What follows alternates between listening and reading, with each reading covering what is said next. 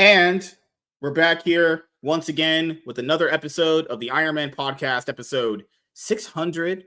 It's going to be another rendition of Sunday Funday. And later on in the show, we are going to be doing an open spoiler discussion for Goodying the Polymath. And obviously, I'm going to clip out the part where we do that to release that review on my comic book channel. And if you have not subscribed to my comic book channel, please go ahead and do so. We are, 33 subscribers away from hitting 100 subscribers, and that's all I want to hit on the channel. It's just 100 subscribers. That's just my goal. And then, obviously, even as I'm releasing more consistent content on there now, I'm going to obviously do that and let the channel grow organically, like I did for this channel.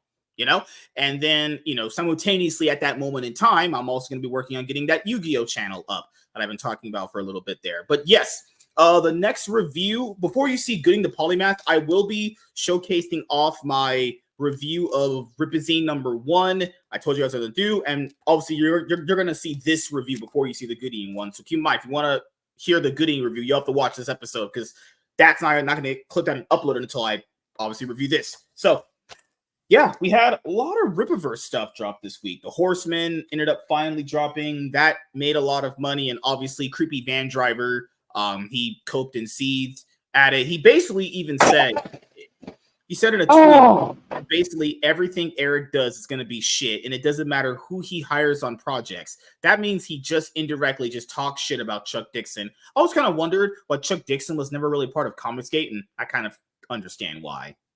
Because Chuck Dixon doesn't need them. He never did.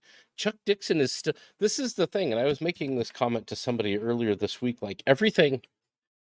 Here's the thing about Chuck Dixon. A lot of Chuck Dixon's past is filled with great legendary work, historic runs on multiple characters, defining and creating Nightwing, and turning Dick Grayson into Nightwing. The writing of Tim Bane, Drake.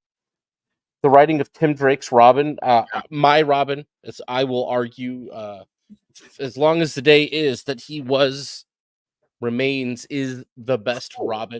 Dude, he built what the Bat family even is. Last night, I did a video with Renown Zero talking about how stupid detractors are. I always forget.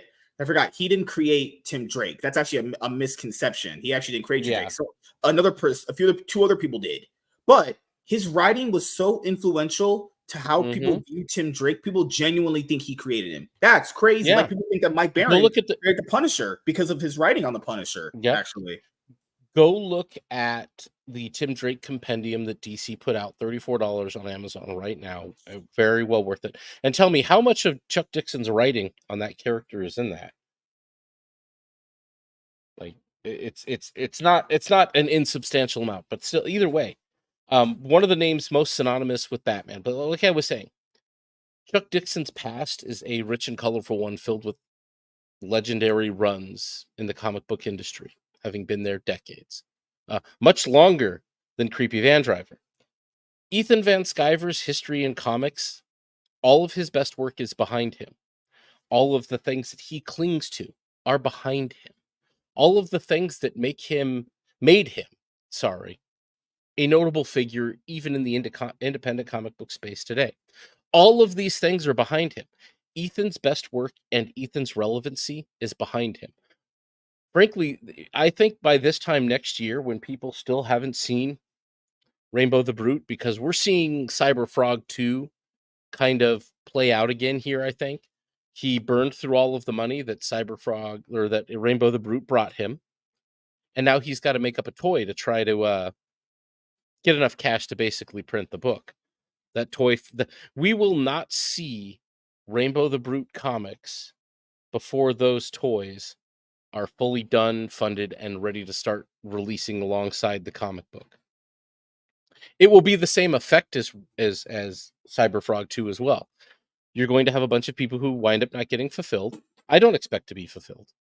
I expect to never see that book. Any of them. I paid for all three. I'm $80 deep on that. I've written that money off, dude. I'm going to put that on my taxes this year as a loss for the company, given, we do comic book reviews here. But, yeah, I know I'm not going to get it because everything that it was good about Ethan is behind him. Trash Cast is all he has. Hell, Comics Gate Kings is almost nearly behind him as well. Look at how disinterested most of the Kings kind of are with him. I'm waiting to see Billy Tucci show up on a cover for one of fucking July's books. Like, seriously, nobody's getting a return on investment for hanging out with Ethan. All Ethan did was basically scare off a good chunk of the fan base, people that aren't going to deal with it. And it isn't even, I mean, his shitty commentary scared him off, which is kind of messed up, because really what should have scared him off is the fact that these books just don't come out. I have said this multiple times. You see me patting down on it here, and I have it up on my extra camera here. Ooh, thanks. My little action figure brought the camera down, even for a closer look at the great artwork on this book. But I'm not 13, and I don't take pages out of my comic books anymore to put them up on the wall. So I don't need a great art book. I have plenty of those. Plenty of great art behind me. Plenty of great art in my closets. I don't need it. I saw Godlike 2 drop today, and I'm like, I'm selling this. In fact, I'm going to sell this book on eBay. You'll see a posting coming soon up on my X account. I am selling he's selling this for $100. I'm probably going to be undercutting that, because I can tell you right now, I've looked at this on eBay multiple times. This book is actually selling, the ones that are being sold, not the ones that people are trying to sell for $150 or $100 or $80. It's probably about $50. I don't expect to get more than $50, but with the $50 that I maybe get from this, I'm going to buy copies of Horsemen. That's my goal. That's my plan for the week here. But yeah, everything that was relevant about Ethan is behind him. Comics Gate's relevancy is behind the marketplace. Waiting 9 years to finish this story, what sense does that make to anybody? Yeah.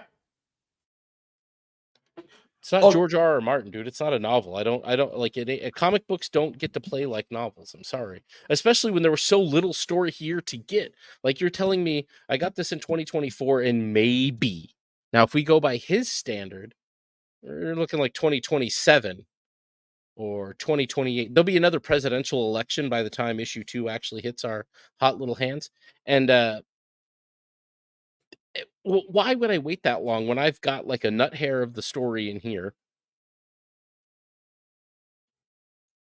I don't read books that way, man. You know what you know what I wait for? I'll wait for this. I will wait 6 months, 7 months to get 6 issues collected for $14 right here. I know. Oh my god, I'm paying for them. I'm a Disney Marvel shill now. It's like, yeah, no, they're actually doing something right here. And we have to encourage them to do the right things with the IPs that we care about. Giving Spider-Man his family back that they murdered and took from him with Brand New Day, and with the end of the Clone Saga when they aborted and stole Mary Jane Watson's baby and then never talked about it again. Mm-hmm. Like, nah, fuck that. If you're going to do something that strikes a chord and is worthwhile with the people paying the money, then yeah, I'm going to show up for this. I'm not going to buy into the rest of their crap, but if they go out of their way, which they had to have done, or Jonathan Hickman did, to say, what would happen if I just did this book that if I did what Spider-Man was going to kind of naturally had happened to him at like probably about the early 2000s, because Mary Jane had been pregnant through the Onslaught saga, through parts of the Clone Saga, and it was, as it came to a terminus, they basically, aborted the baby, and Norman Osborn stole it, and then they just didn't talk about it like ever again, like it never happened, even though it very clearly at the end of the kind of the epilogue of the Revelations saga, which was the rebirth of Norman Osborn, the death of Ben Reilly, all of that shit, the end of the Clone Saga era for Spider-Man. What if we get to go back to that and just get to like see what it would have been like with Peter Parker as a father? And I think that I've read only the first issue of this, but I can't wait till we review this, dude. This is on my short list of things that I've been excited to see all year. All I've heard is good stuff. I read as you guys know, initially I was going to review each issue subsequently back then when we did the first one with James. I bought an extra variant cover on accident. This was back when I was still buying the books singularly. on eBay before I started getting all of my titles from mycomicshop.com. For one, the reason why I stopped doing that, not because I don't want to help out the eBay sellers, but it's just more easier to have all your comics come in one package, and trades or omnibuses or anything just come in one package than it to be in like 10 different ones, actually. That's why I ended up doing it. I got the black suit variant, and I knew it was going to be a hit. There's something in my gut where they because Jonathan Hickman doesn't do interviews or any social media. Actually, they asked him, he's like, I don't do it. And to be fair, I don't think he should either. But no, that's a fair statement. They put out the synopsis and the promote that cover where he's with the family and kids, and just it's very rare on Twitter if an overwhelmingly positive response is just in a thread. But when they announced it earlier last year in December that they would do Ultimate Spider-Man #1 and he would have his kids and it would be a family aspect, man, I have never seen. You don't get that in comics, dude. I just never get that in modern comics. Thread, dude. You know how I always say like W or like all that stuff. There was people posting Vegeta memes of like him kneeling and saying, "Oh my god, this post is so great. I gotta take a knee, bruh." People were like clamoring for that. I have never seen a post like that. They had something similar like that for about 10 fucking minutes with Jonathan Kent, and then DC went and shit purposefully. Like they're like, let's get Brian Michael Bendis in here. Okay, Brian, bro. We've got Jonathan Kent over here, Superman's kid. But what we want you to do is we want you to have Ultraman rape him in an alternate dimension. Can you do that, bro? Yeah, because we want to make him gay. But in order to make him gay, we basically want you to have him get kidnapped by Ultraman in another dimension and get sexually assaulted for a couple decades. Can you do that? Fair. It's only gay if he Brian Michael Bendis, thank you. It's only gay if he finishes on his mouth. And that was the other thing. And then Brian Michael Bendis said, "You know what, guys? Yes. And you know what else I'm going to do? Here's what I'll do. Let's go out here." They go outside and they get a bunch of Superman fans together and they take Brian Michael Bendis up to the top floor of the building and have him literally just shit on top of their heads. And that was like every issue. Just him taking a big fat dump all over everything that had been working and what people found exciting about Superman having a son, Batman having a son, the Super Sons for a minute, and everything else like that. Mm-hmm. Simply so they could age him up, make him gay, and use him as an attempt to kind of replace Superman. But like, I'll never understand this. Mm-hmm. There are people at the comic book companies that do understand that they've literally never successfully replaced a superhero. Like, it's never worked out. The closest they ever fucking got with the longest runs they ever had were Green Lantern characters with Hal Jordan. Actually, the one time they did it, they did do it with Wally West in The Flash. When Barry Allen was dead and they brought in Wally West, everybody was cool with it. Everybody got it. Barry had such a great death, such a purposeful death. And Wally came in, and Wally was the Flash for probably about 2 generations of people. For millennials and Gen X, Wally West was their Flash. I mean, maybe early Gen Xers remembered Barry Allen more, but for the most part, Gen Xers and millennials like me, Wally was our guy. They had it.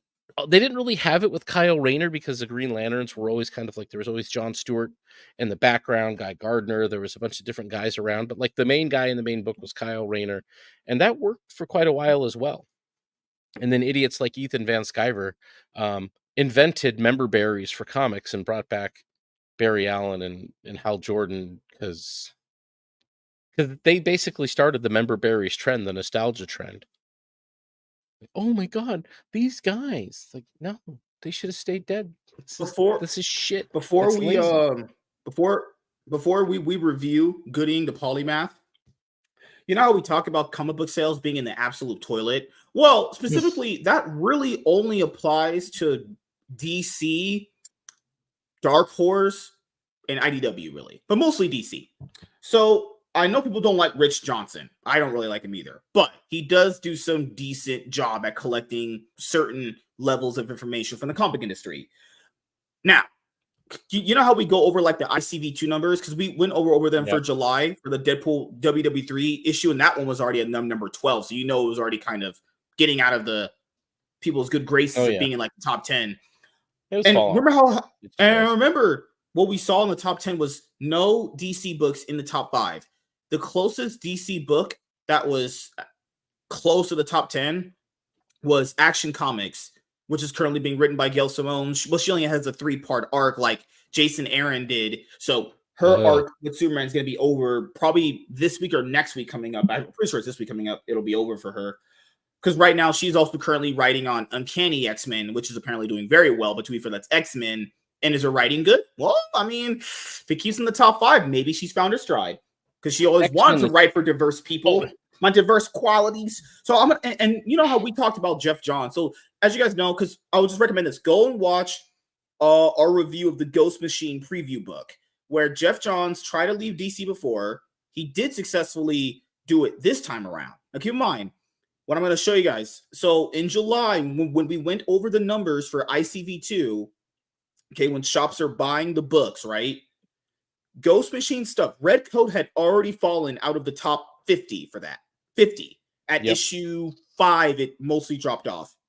Geiger was already at like 59, 50-ish right there. Oh, sorry, not 59. Sorry, it was at like 45, almost 50. So it was almost out of the top 50. And remember, Geiger had issue 6 this week coming up. Rook Exodus was also down there as well. Now, if you come here and look at we have the rankings for August now, because obviously we're in September, because the numbers are tallied and given out in the middle part of the month following if you're using ICV2. So remember last month where Ghost Machine stuff for Image was already falling off, and I'm not saying the books are bad. I've read Rook a little bit. It's pretty good. But you know, when it comes to Image Comics, like people have to understand, Image produces indie books. You know, unless those indie books are really, really hitting, they will fall off. You know, and remember, Jeff Johns is a big name.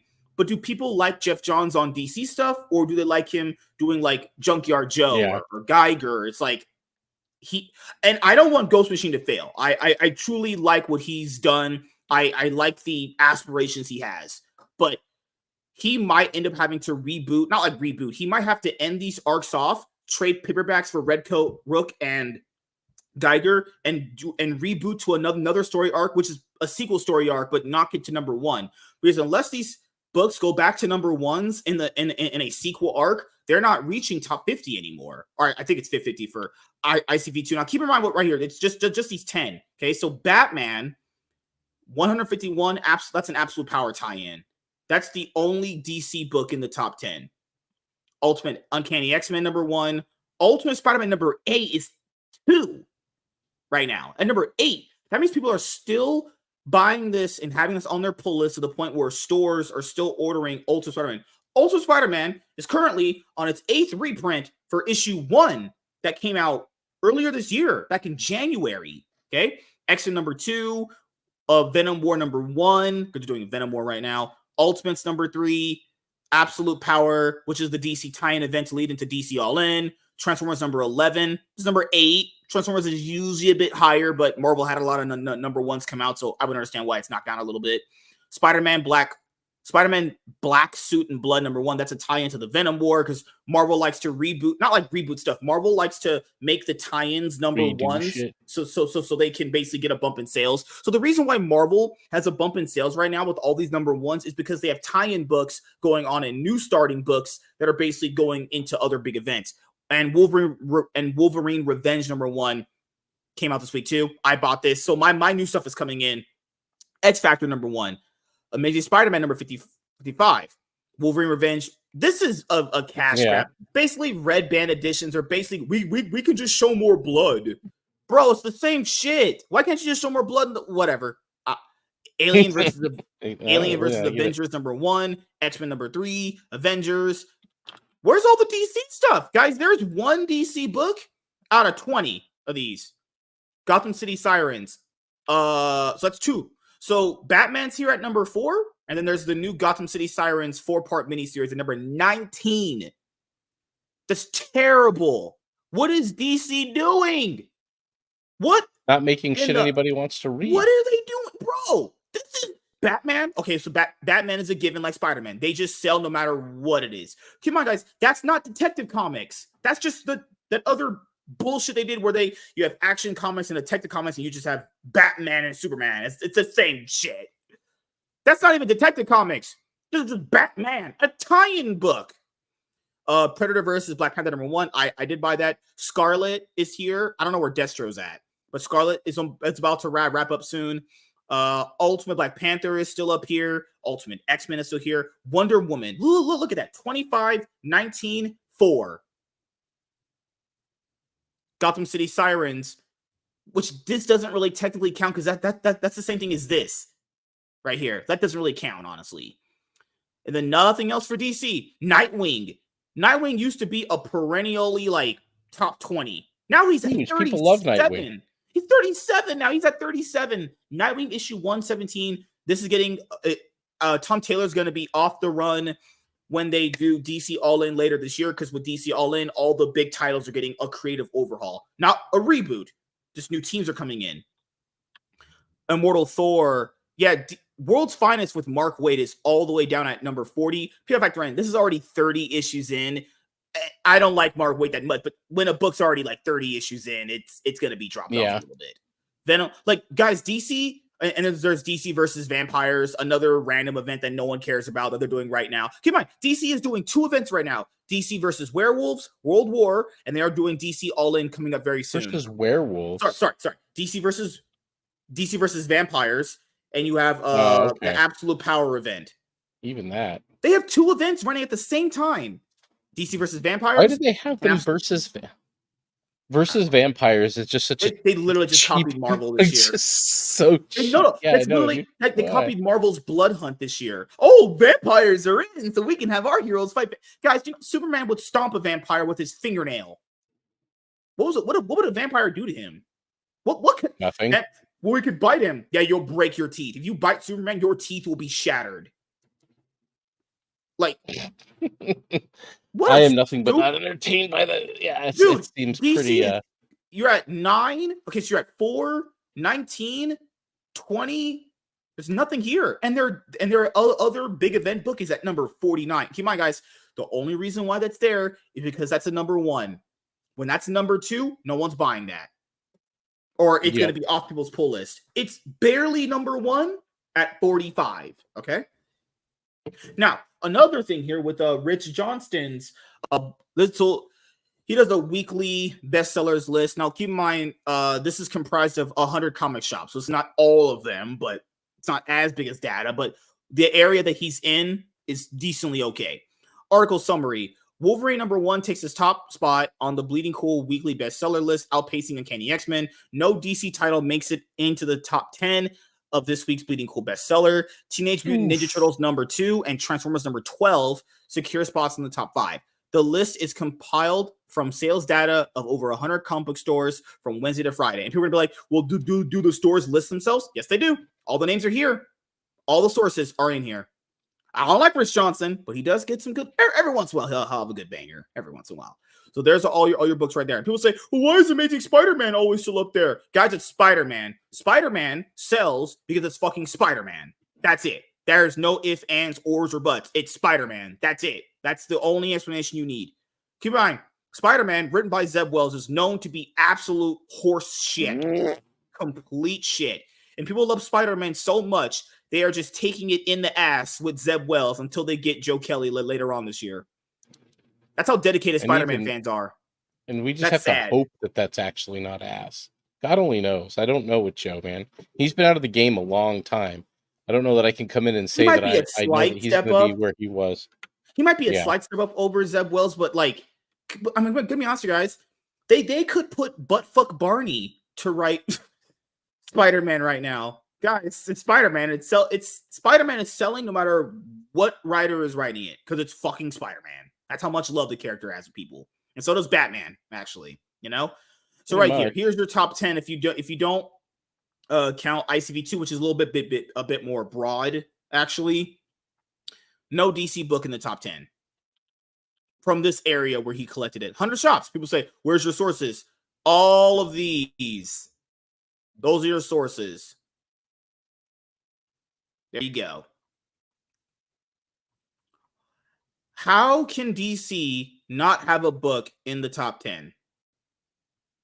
What happened to DC? By not having any number ones and really just having nothing anymore. Like this is what they have. And I've been looking at this. This guy right here. Like this is what they've basically got anymore these days.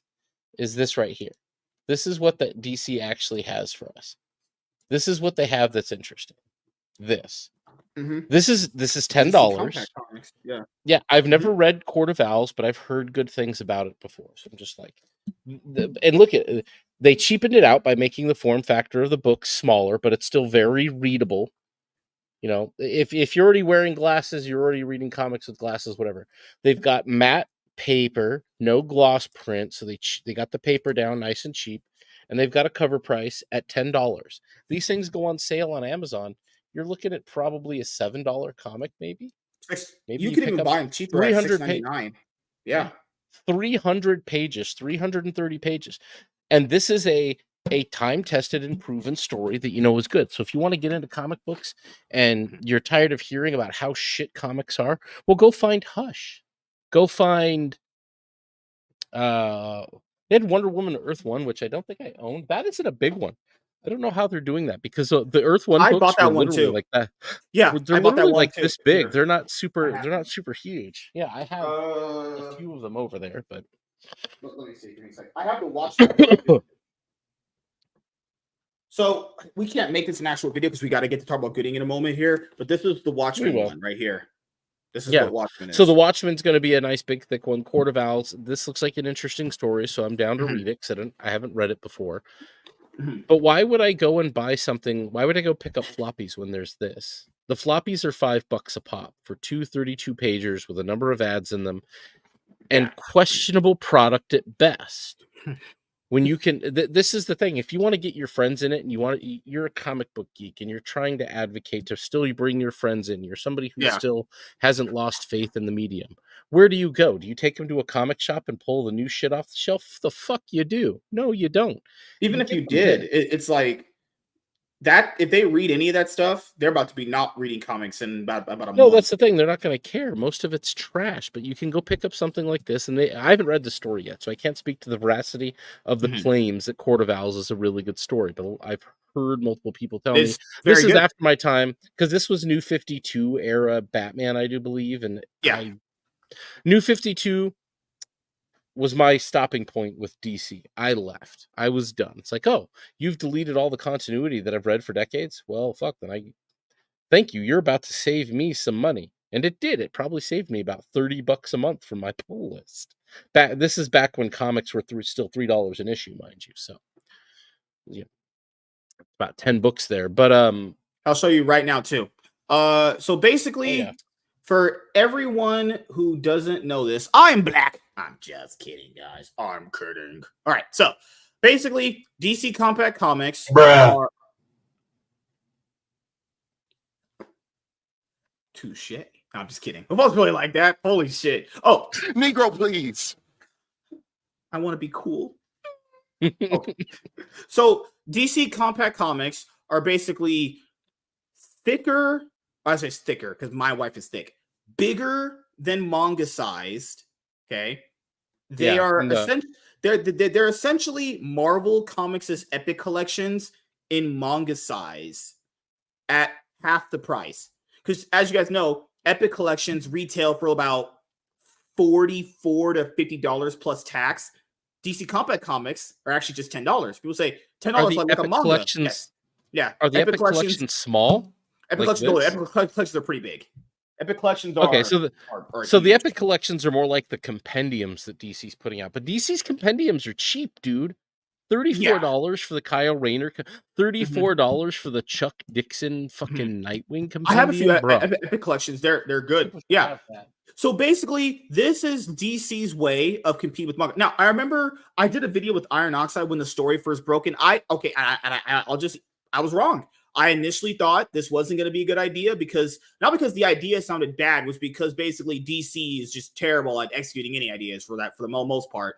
But no, they really did come up with a good idea. I don't know who came up with the idea. That person better be getting a fat paycheck right now, because that right there will keep them afloat forever. And by forever, I mean it's basically It'll what they keep were the good doing. stories in front of people. Let's think. Remember how they used to have those 100-page books they used to have that we have? This is kind of like an easier way of just doing that. So you can get It a is. completed story arc for popular characters, and when you release more compact comics, you could throw out obscure characters that got runs that nobody remembers, because it's going to be much more Oh, easier to read them in like compact that comic Green form. Lantern person. Oh, That Green Lantern one Bar that they did. Sector. Yeah, the Black Lady. Yeah, Bar Sector. like who knows? Like I've never heard of it before. Not particularly interested in it. But at I'm $10, not interested in much from. If somebody gave it to me, I'd probably read it, but I'm not going to go. Technically, it's not $10. It'd be $6.99.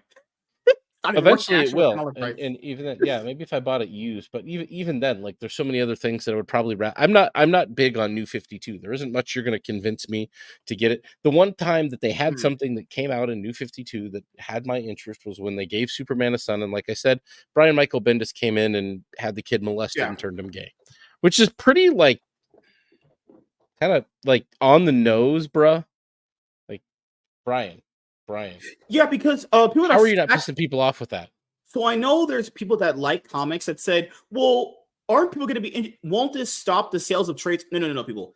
Those manga books that DC's doing, they're initially supposed to be for new readers. You know how the binding on that book works? Now, the reason why I haven't I've read stories already, but the reason why I don't really open it as much, because the binding is super tight on that book specifically, and a lot of them, they're supposed to be intended to be readers' copies. They're supposed to be able to get people in at a cheap price and get a completed story arc. Because what are people's constant complaints about comics? You don't get a completed story arc. You have to wait a while for the floppies. Well, that right there solves all of that. And DC has a plethora of story arcs. You can make this. This can honestly last for years and years and years and years. I mean, if you literally just play your cards right, it can do it. Now, the problem with it is that eventually people would probably bring up the argument that will they eventually run out of popular stories? Because not every single run will have a popular story. Well, that's why you don't blow your load initially up front. To be fair, on this one, they already blew All-Star Superman, Watchmen, Batman Hush, Court of Owls. There's so much more than that, though, dude. Yeah. And that's the thing is, they have a lot more than that. So as long as they headline each compact comics line with about three bangers, you're good. Imagine how long it would take them to cover Nightfall, dude. Like, that's going to be 3 or 4 of these. Oh, and I'll show you guys right here, because people have asked, like, I'll even do my own individual video on this, but I'll bring up the numbers right here. So here was the top 20 graphic novels for last month, and this is when they started dropping. Most of these started dropping. Joker and Gotham City Sirens and Far Sector, and Harley, or some vampire one is coming out later in the year. So right here, Batman Hush, DC Compact Comics, is the second highest graphic novel seller of last month. Court of Owls is right behind it. 2 very, very popular Batman stories. Wonder Woman Earth 1, number 4. You see, DC is doing very well in the graphic novel section. They always have, though, dude. They have some of the greatest graphic novels that were ever produced. I mean, they've got Marvel never capitalized well on graphic novels like they did. So right here, 1, 2, 3, 4, 5. 5 right here. 5 out of the top 10 highest selling graphic novels from last month are compact comics. Watchmen, Also Superman, Wonder Woman Earth 1, Batman the Court of Owls, and Batman Hush. Now, I don't know if the other ones coming out will be as top sellers. I don't know how much like Gotham City Sirens will do, but given the fact that we just saw that it was decently selling as a floppy, I would imagine a story from a few years ago would still do very well. Far Sector is probably going to be the least selling, but that's the thing though. They're going to release like 10 of these or like 8 of these. If you're doing like underrated characters or characters nobody cares about, like Far Sector, there's always going to be one of these books that don't sell as well as the others. That's just how it goes. But if you want someone to get into Far Sector, are they going to pick up new floppies or like an issue 1 of Far Sector? Probably not. But you'd be more able to get them into her if she was in a manga format. of a completed story that's already done, because I don't think she's a character people willingly want to wait for monthlies for, you know? Yeah. Cobra Is this the Commander. current Green Lantern? No. Jon Stewart and Hal Jordan are. Okay. I guess that's alrighty. Now, what else is here? Yeah, that's it. Something is killing the children. Well, that would be the trans. Okay. Woo! That name almost got me there. Wow. Yo. Yeah, I'm not even kidding. There's actually a comic book called Something is Killing the Children. Wow. Crazy. Oh, rare flavors. I never heard that in my life. Those are just called hormones, or what is it called? Hormone replacement therapy. Deadpool Kills Marvel Universe. Everyone thought the Deadpool Wolverine movie was going to be based off Deadpool Kills Marvel Universe. And that book ended up just selling just based off speculation alone. That's crazy. You guys are... Why would people think that they would have Deadpool Kills Marvel Universe in the MCU? No, they're not. I would have... No, God. I mean, it was wishful thinking, but the more I thought, I was like, they're not going to do that. No. Like, I understand why it was an idea that people had, but I was like, nah, I just can't trust it. I know they won't do that shit, actually. But yes, we're going to get to reviewing Goodyng here in just a moment. But no, the DC Compacts Comics idea is absolutely a great idea. Like, it truly is one of the best ideas they've had in a very long time. You know, I like that 100-page Shonen Jump monthly book they were doing, that 100-page giant, but they stopped doing it because I have no reason why. I couldn't tell you a reason, because they're just stupid. Don't know. Yeah. It was good for a while it lasted. Dude, people have said, like, how do you get new people into comics? Well, it's not even just Compact Comics, which is doing a very good job. They have to be visible in front of people. If they're not visible in front of people in big box retailers, and like page punchers are cool from what Todd McFarlane can do, right? Because they're in the toy section, which where kids will go to. But if comics need to be like in the candy section on a spinner rack, I like supermarkets. That's where they would need to be visible. Mommy, I see like Spider-Man. That's how you get people in the comics, from when they're young like that to when they get older. If the comic has an impact on their life, being right in front of them that they can read, then you'll have it right there. Comics are not visible and accessible enough for the average person. They just aren't, you know? Why do people think the Shonen Jump app has exploded in subscribers? Because it's just a lot of comics you can just readily available read right then and there. You know, that right there is this is technically your new spinner rack right here. This is your spinner rack. Now, if you want people to not have this as a spinner rack, you need to make comics more accessible. You just have to. They have to be in big box retailers where everyone goes to shop. They can't be in a gym, or liquor stores could do it too. You can do a liquor store. Everyone always needs to get liquor, or gas stations. Liquor stores, gas stations, big box retailers, that's what the comics need to be. And if they're not there, it doesn't matter. Yeah, you know? They just need to kind of be fucking everywhere. They need to be places that everyone goes to no matter what the situation is. Everyone's going to go to a supermarket to buy toilet paper or soap or food, Dollar Generals, 99-cent stores, things like that. Everyone's always got to get gas for their car. They should be in gas stations. Everyone's always going to buy liquor to get drunk. They should be in liquor stores. Imagine your drunk dad being like, "Oh yeah, Sonny, I'll get you the new Spider-Man." Just that alone, right there. He might burn it later on, but it's fine. It's fine, actually. You know, do be facts though. Yeah, that's how you get people in the comics. They're just not visible or accessible enough. I always boiled it down to like this: visibility, accessibility, and the third one would be continuity, because continuity has always been a problem. Is why people can't get in. But continuity is like a reason why it's a third one, is because you don't know about continuity problems until you can see them visibly in front of you. To know what a continuity problem is, you have to actually read them. You know, the other problem with continuity is what keeps people who were reading to continue to read. Yeah, so that's why double-edged sword. Yeah, that's why that's why I told people continuity doesn't technically matter to a new person, because they don't know what a continuity is. They don't know anything. They're just new. They're just a clean slate, you know? Yep, pretty much. Well, everybody, it's time for the main show. Don't whip it out. That was my plan. It's always your plan. When hasn't that been your plan? I don't know. There we go. That's what I was looking for, motherfuckers. Give me 1 second. Oh, did you see the Matt Walsh movie?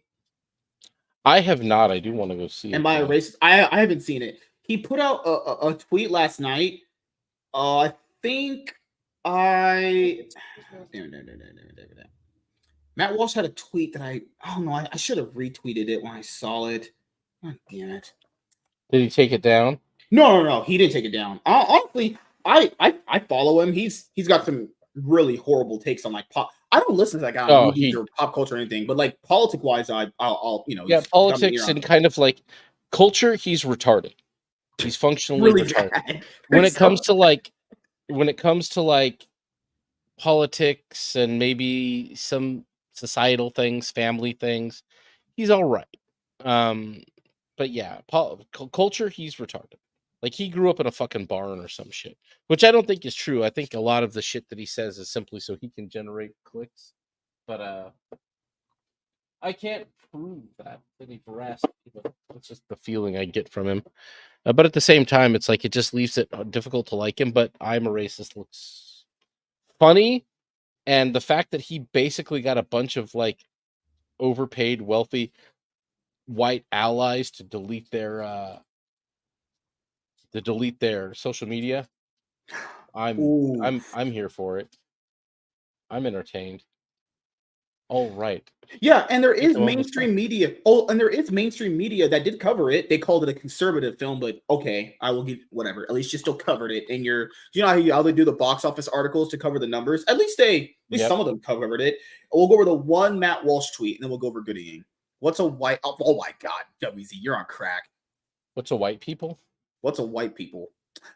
As reported by Robbie Starbuck, left-wing activists are bullying theaters into dropping our film. This theater just issued an apology. The only way to stop the left from shutting down the film is to support the theaters that are showing it. Yeah, just like Sound of Freedom. Remember they tried to silence that movie from coming out? Why would they? Crazy. Interesting. Here was the big essay that Del Oral Theater put out. Essay? Dear patrons of my butthole. I'm just kidding. Due to the strong reactions from our community for and against the film and concerns for the well-being of our staff, we will not be playing the film Am I a Racist as originally intended. Please know that it was not our intention to cause such division by playing this film. We noticed that many of the theaters in the Sacramento area were booked to play this film, and quite frankly, this reaction caught us off guard. So basically, they were going to play it, but the higher up said no. Yep. They literally were going to play it. The safety of our staff is our number one priority. That's where it gets retarded. What? It makes they're just full of shit. That just makes no fucking sense. This comment right here sums it up. They're lying. This right here sums it up. This comment. How is the safety of their staff jeopardized by showing this movie in their theaters? Yeah. Here. You know how they're not going to get harmed by watching a movie? You don't watch it. The same thing that they tell you. If you don't like it, don't watch. Cool. If they don't have to watch it. Right? Pretty much, yeah. It's retarded. It's literally it's that simple. People being retarded though. I've got something I want you to look at really quick, MSK, before we jump into the next thing here. I'll send you a little something here. I've been like I said, I've been working on something here. You sound kind of muffled. I'm working on setting something up here for you, but I want to send you. Oh, hold on.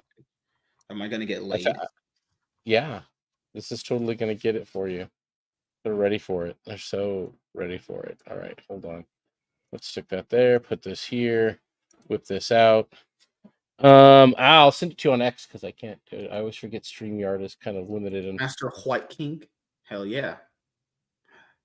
That's the master dream, of hobos. Like, yo, don't know how you make it here everywhere. Yeah, hobos makes it everywhere. He's insane, dude. Yeah, dude, I see hobo all over the place, bro. For a homeless guy, he's like doing well. What's crazy is that he showed a shelf of omnibuses and trades and compendiums and comics he has.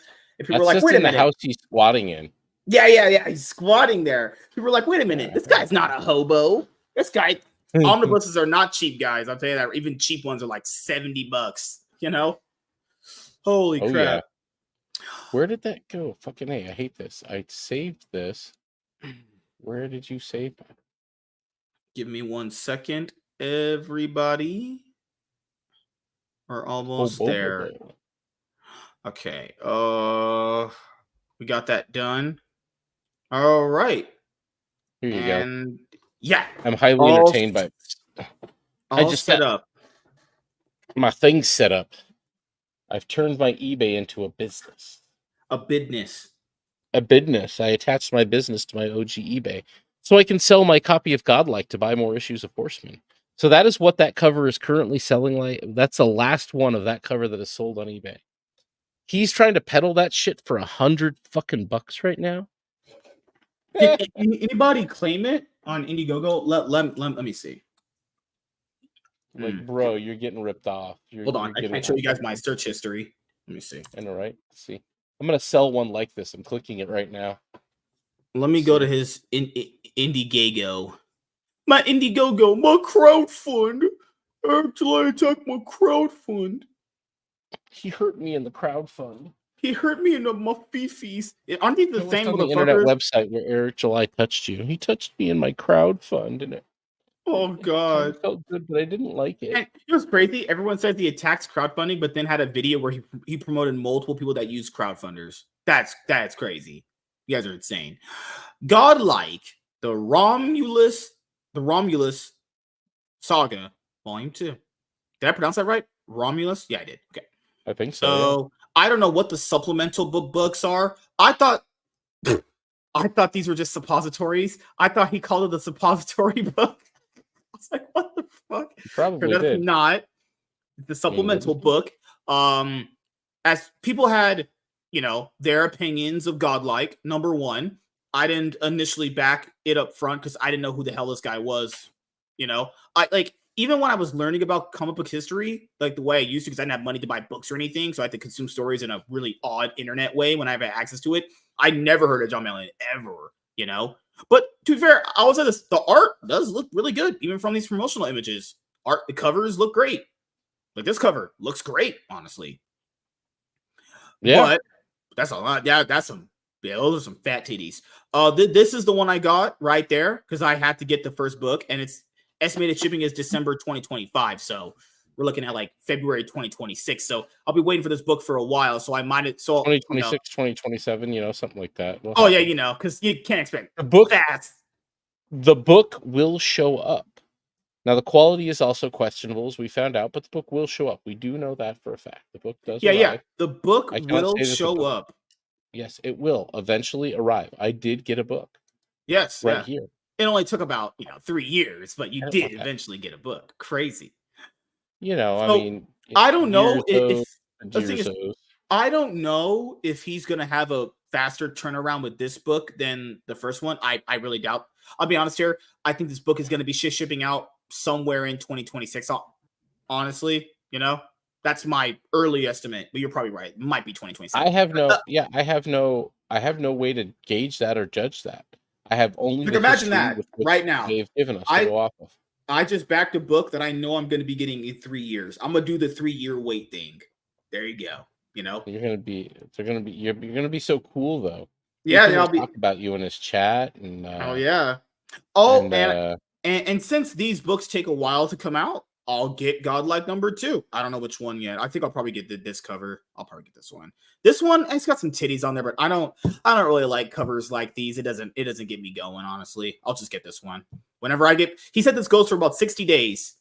So this might have a faster turnaround than the first one. Maybe, because he said this campaign runs for 60 days and the estimated shipping is 2025. So I don't know. Honestly. Yeah, but he said December 25, bro. Yeah. So this is the Godlike cover 2 that I'll get. So there you go. I'll get cover B. And I hear people say it's $40. People on this website, I mean, to be fair, if you're a grown adult, you should probably know that taxes are going to be involved with everything. And shipping. Right? So the shipping on this alone this is a $50 book. You want to know how I know? I backed Indiegogos before. and shipping base minimum for the United States in country is $10. I try to waive it, so I wanted to pay it, but no, you have to enter it, and it's $10 minimum. You know how that now the tip is optional. No pun intended. The tip is optional. You have to do a tip, but the shipping base is $10. So when people say, "Oh yeah," or like Richard, I don't really have that big a problem with Richard. His opinions are horrible, but how he was touting his book is like $5. Richard's book is not $5. It was $15 because you have the $10 shipping cost to it. So yeah, this is the cover that I'm gonna get, and when I get paid, I'll just back it, or when I get paid in about a month or two, because the campaign just started. Go back that thing up. Hell yeah! I don't know. I don't know what the supplemental books are supposed to be. Like, are they supposed to be suppositories? I don't fucking know, honestly. Well, that's what Ethan did with his with Rainbow the Brute. There's like 2 extra books and all this other shit that nobody will probably ever see, but they do these like extra books that are going to be like littler books or shorter books, or they're probably going to have other creators do the books for them. Yeah, I don't know. And that's the one you have right there, Gale. Godlike #1 first print, the Keon cover. Yep, that is currently selling for $40 on Amazon. How many people? Right 0? Look at that. Oh shit, my screen is small. Hold on. Oh my god, what the fuck? No, I don't want to back that. No. Too late. You've already paid for it. Now, how many people backed it? Where was it at? Damn, we lost it. Let me see. Oh my god, they're almost trying to get me to back that trash. They did. They tricked you into it. They're coming for you. This is how many people. This is how many one people person, and that one person was John Malin. The person that owns the fucking book. It's like liking your own tweet, He liked. Oh, dude, keep in mind, this campaign launched today on EVS's channel, and it's almost now. I never doubted John Malin can get money. He's someone that is somewhat popular in the space. He can. Yeah. He has a fan base. It almost 60K in the first day is awesome. I will say congratulate. It's not bad. Congrats to him. It definitely is going to make a lot of money, and it's only just day one. So by the time it's over, it probably hits about 80K. I think this peaks at 80K, honestly. It's no Horseman money, but it's not bad. It's not bad, So yeah, I know people didn't like Godlike #1 from the word of mouth. I have to read it for my. I gotta reread it for myself. To be honest, dude, I could probably just end up buying this before this book even come out and read it, but I just don't care enough to. I can wait. Oh, this one right here, guys. This cover right here on eBay, CG people are trying to sell this to you for $180. You can literally just back this cover. Listen, you can literally back this cover right now, wait till it drops, and you'll save money. I'm not even kidding. They're trying to push it for 120, 175. 120 for that. Someone's trying to get for that. They're not going to get it. It's not selling at that price. Go back here and do the recent sales. Here. Completed items again. Going down. Yeah, that cover sold actually. That cover sold for $89.95. Somebody did pay $175 for it. Jesus. Oh, it's signed. That's why. Oh, okay. Somebody paid for it with the supplemental Black Riding Hood. That's why they got $150 for it, because that was hella limited. Right here. $159 for 3 books. Somebody here paid $115 for it. Dear God. Yeah, look right here. $120 for this cover. Right here. This is the one that everyone likes. And it's a good cover. Yep. It looks great. The cover looks great. Oh, yeah, there's good covers. Even the Keon cover is really good. I don't mind it. It isn't the cover that I have the problem with. The problem that I have is that I'm not gonna care about this 9 years when the story finishes. So what's crazy is everyone loves the art, but the story, I heard, it's so unbelievably bad that it's just. I didn't hate the story as much as I think everybody's a little rough on it, but it's simply because the whole book, nothing happens. It's all backstory. It's the things that John Malin would shit on, spending too much time on character building. The whole book is world building, really. But it is not worth it for me to wait 9 years to finish reading the entire story, or a decade. Like, that's how long it's going to take before it's done. I'm not going to care by then.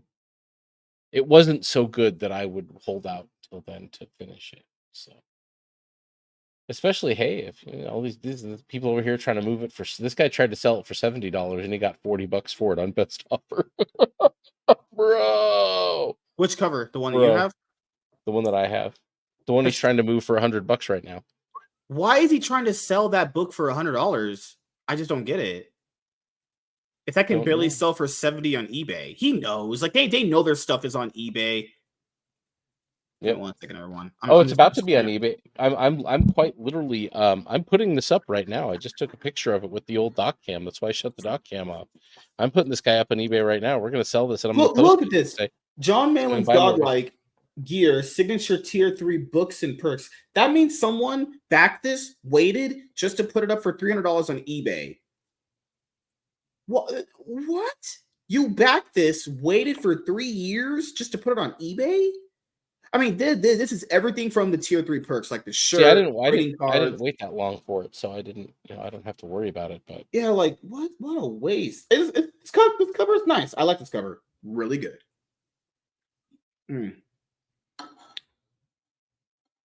Yeah, but there's nothing else here for John. Oh my god, dude! Guess what you can get? You can get the cyber. Remember that CG triple threat they were pushing for that Chicago Comic-Con that they got denied from because they were trying to supplement more people in one booth, which you can't do. The CG triple threat, Inglorious Rex #1, Godlike #1, Cyberfuck Blood Honey, EVS signed. Ooh, should I sell Blood Honey too? I don't have it out right now. The floppy? I should do it. Yeah, I should do a combo sale with the both of them. Maybe put them all up. CG collection. I'll keep Warts and All though, because Warts and All. This is a good one to bring out and remind Ethan that his artwork used to look like this.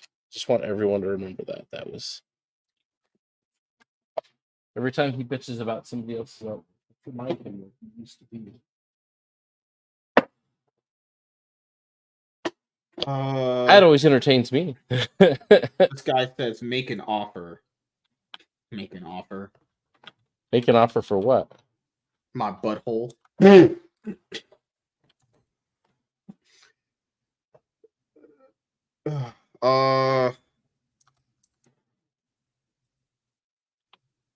me one sec. Okay, now we're good. We're good. Okay, now we're ready to talk about Cato Goodyng. All right. Make sure the book's right here in front of my eyes.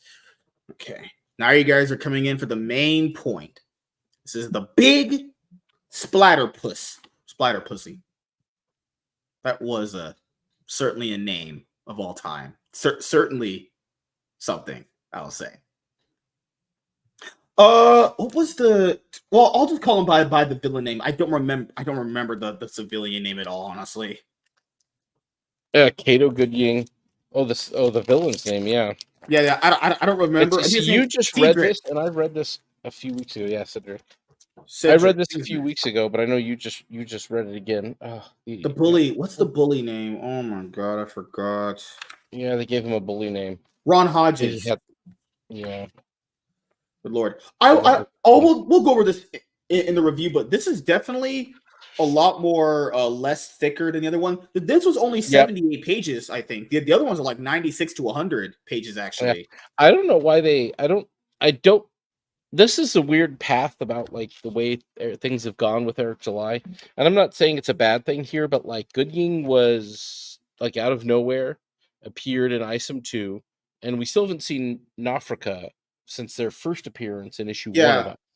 This like, book, bro, why is this here all of a sudden? I'm not saying it's bad, but this book took a different turn than I thought it was, and it was better than I thought it was going to be. I initially went into this thinking it was probably going to be a pile of shit because I didn't really enjoy. Goodyng as a concept of the character is not bad, but like, how can you make this guy interesting for a whole book? There's a reason why this is a one shot and not a number 1. Actually, like the Horseman. I don't know, dude. A lot of people have been asking for more of it, though. Is the Horseman just a one shot? Well, I mean, the Horseman's a one shot, but it's like, but given how much money it made, it's going to be an ongoing series. Yeah. Well, dude, this book is up to almost 300K now. Like, this book has had legs. Like, it didn't start off well. Yeah. Yeah. This one, Last time I checked was 209. Let me check right now.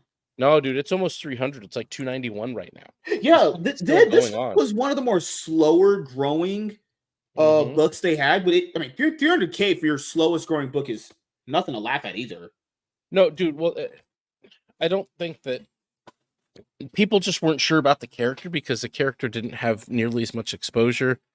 And I think that they didn't push the book as hard as they should have, and I don't know why.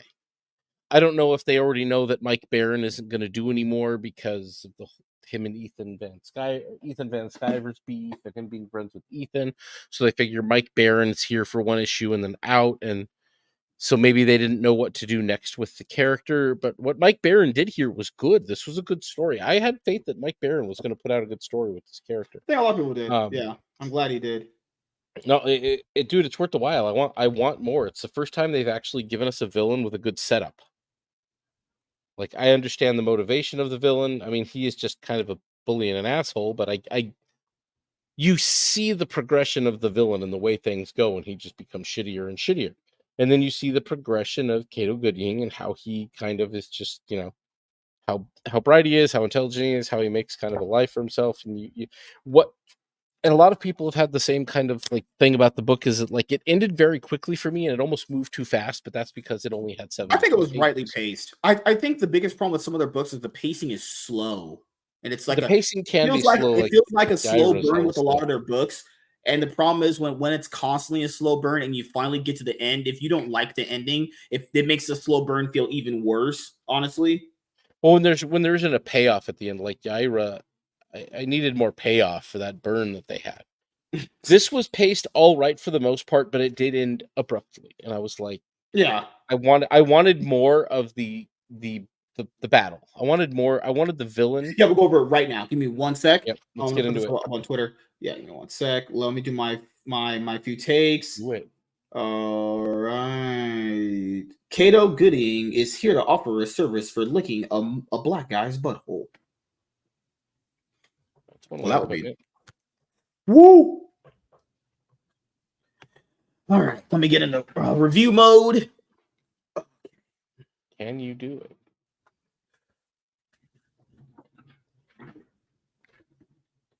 God damn it. Son of a bitch. All right.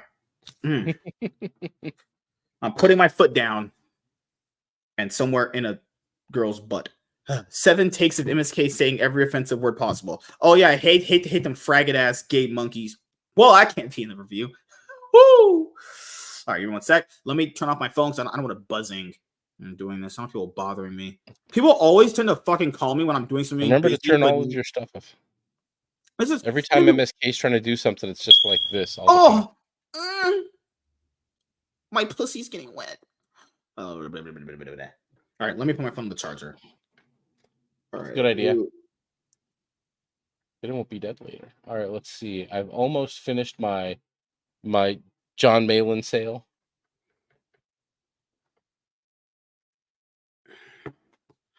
All right, this is ready. Give me a second, guys. Sorry. Give me 1 moment here. Okay, making sure we have everything ready because we talk about Eric's books. There's a little decent amount to explain, but you guys will be seeing the Ripazine #1 review of me showing off the other review style that I want to show you guys before you see this review. But don't worry, before you guys see this review and that one, I have other content we've already prepped anyway. I don't have I just uploaded a video today, the comic call, so that's good for about a couple days, and I can get the next one already edited and reviewed too. So yeah, time to start this off. Let's have some fun. Oh God. Oh yeah. The cracker zeep. God. What's up, my crackers? Oh God. Woo! Yeah, wouldn't that be a day?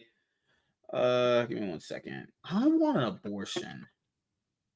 You want? How'd you get there in the first place? Oh, I just took a really, really fat dump. Oh. All right, we are ready. Apparently, oh, dude, Kaida, the black guy in our group, apparently he got denied AdSense on YouTube. He tried to apply for it. His channel's been growing big. and then he Oh, got denied really? AdSense. Yeah, he got denied it. Like, what the hell? Because YouTube's racist. That's all.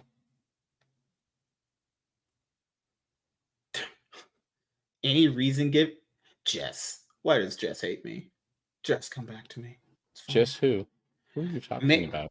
There's too many. There, I'd rather Jess as well if it's tiny, and then we have Jess, the MILF lady, is Jess too. Too many people with the same names around here. There's Jeremy, and there's Jeremy's the quartering. And then there's Jeremy. Yeah, there's Anna, Star Wars girl, and there's Anna who likes Star Trek from us. You can't make this stuff up, guys. You literally can't make this stuff up. That's how it be. They thought he was K-Dots and already had a channel with it. Yeah, he does look like K-Dot. Oh my god. He doesn't believe me. People think I'm being racist, but that will I am. But they do look alike. Just saying.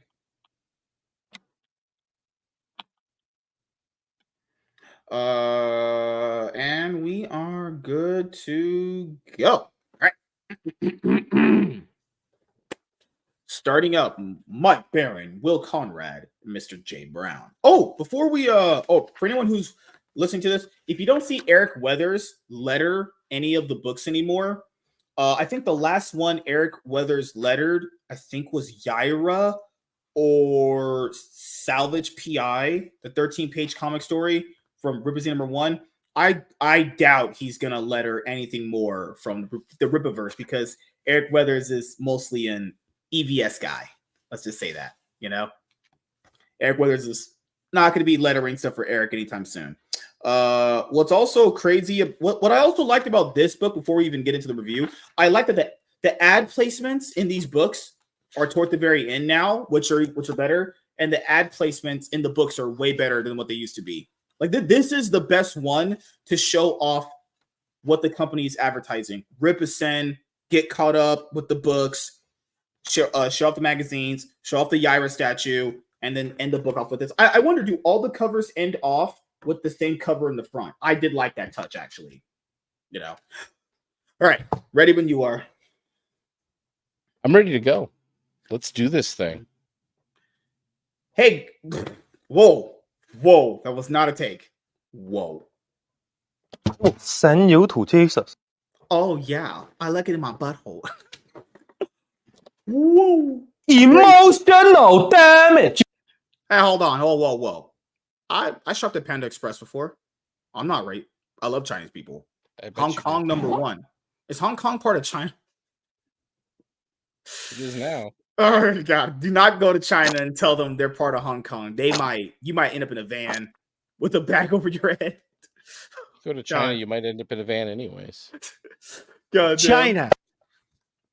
Okay, we're good now. All right. Can you do it? If not, I'm gonna click post on this. I'm totally grifting tonight. Get ready. I love being a grift culture warrior, Nazi, transphobic, homophobe. That's what I'm about to get called. I'm pressing click on something simply to set off new Comicsgate simps and post. That should be a new podcast, Comicsgate Simps. All new their fans, CG. All their New fans CG could make simps. a podcast called Comicsgate Simps, and then they just suck off EVS. They could EFAP him doing an EFAP of a video already. It could be triple CG Inception. CG fans EFAPing Ethan, EFAP Eric. And then Matt Barr could EFAP them, EFAPing Ethan. Oh, God. We have EFAP session It's here. a whole new movie. It's a whole new movie. But I sent you the post in chat there, so that ought to trigger some people right there. Okay. Before we go, That's let triggering. me retweet this. Okay, I gotta start in a little bit here. Okay. Instead of waiting, what history tells us will be 7 to 9 years to finish the story. Given issue 1 is just a preview book. I figured I would sell my copy of the hashtag Godlight pit cover so I can pick up Horseman from the... Let the triggering begin.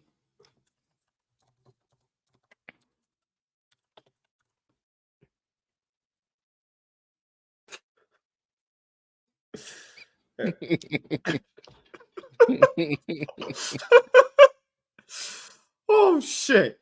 Okay. Wow. And I got something done. I got my eBay set up to be a store for my business now. I've had that eBay for decades, so now it's just something else. I tried to sell on eBay a long time ago to sell Yu-Gi-Oh cards. I just didn't want to go through the hassle with the fees and shipping and all that stuff. It just wasn't worth my time. I don't mind doing it. I used to do it. It just I don't do it anymore. I want to sell. I'm going to sell 3D printed stuff on there because it's the easiest fucking way to have something sold.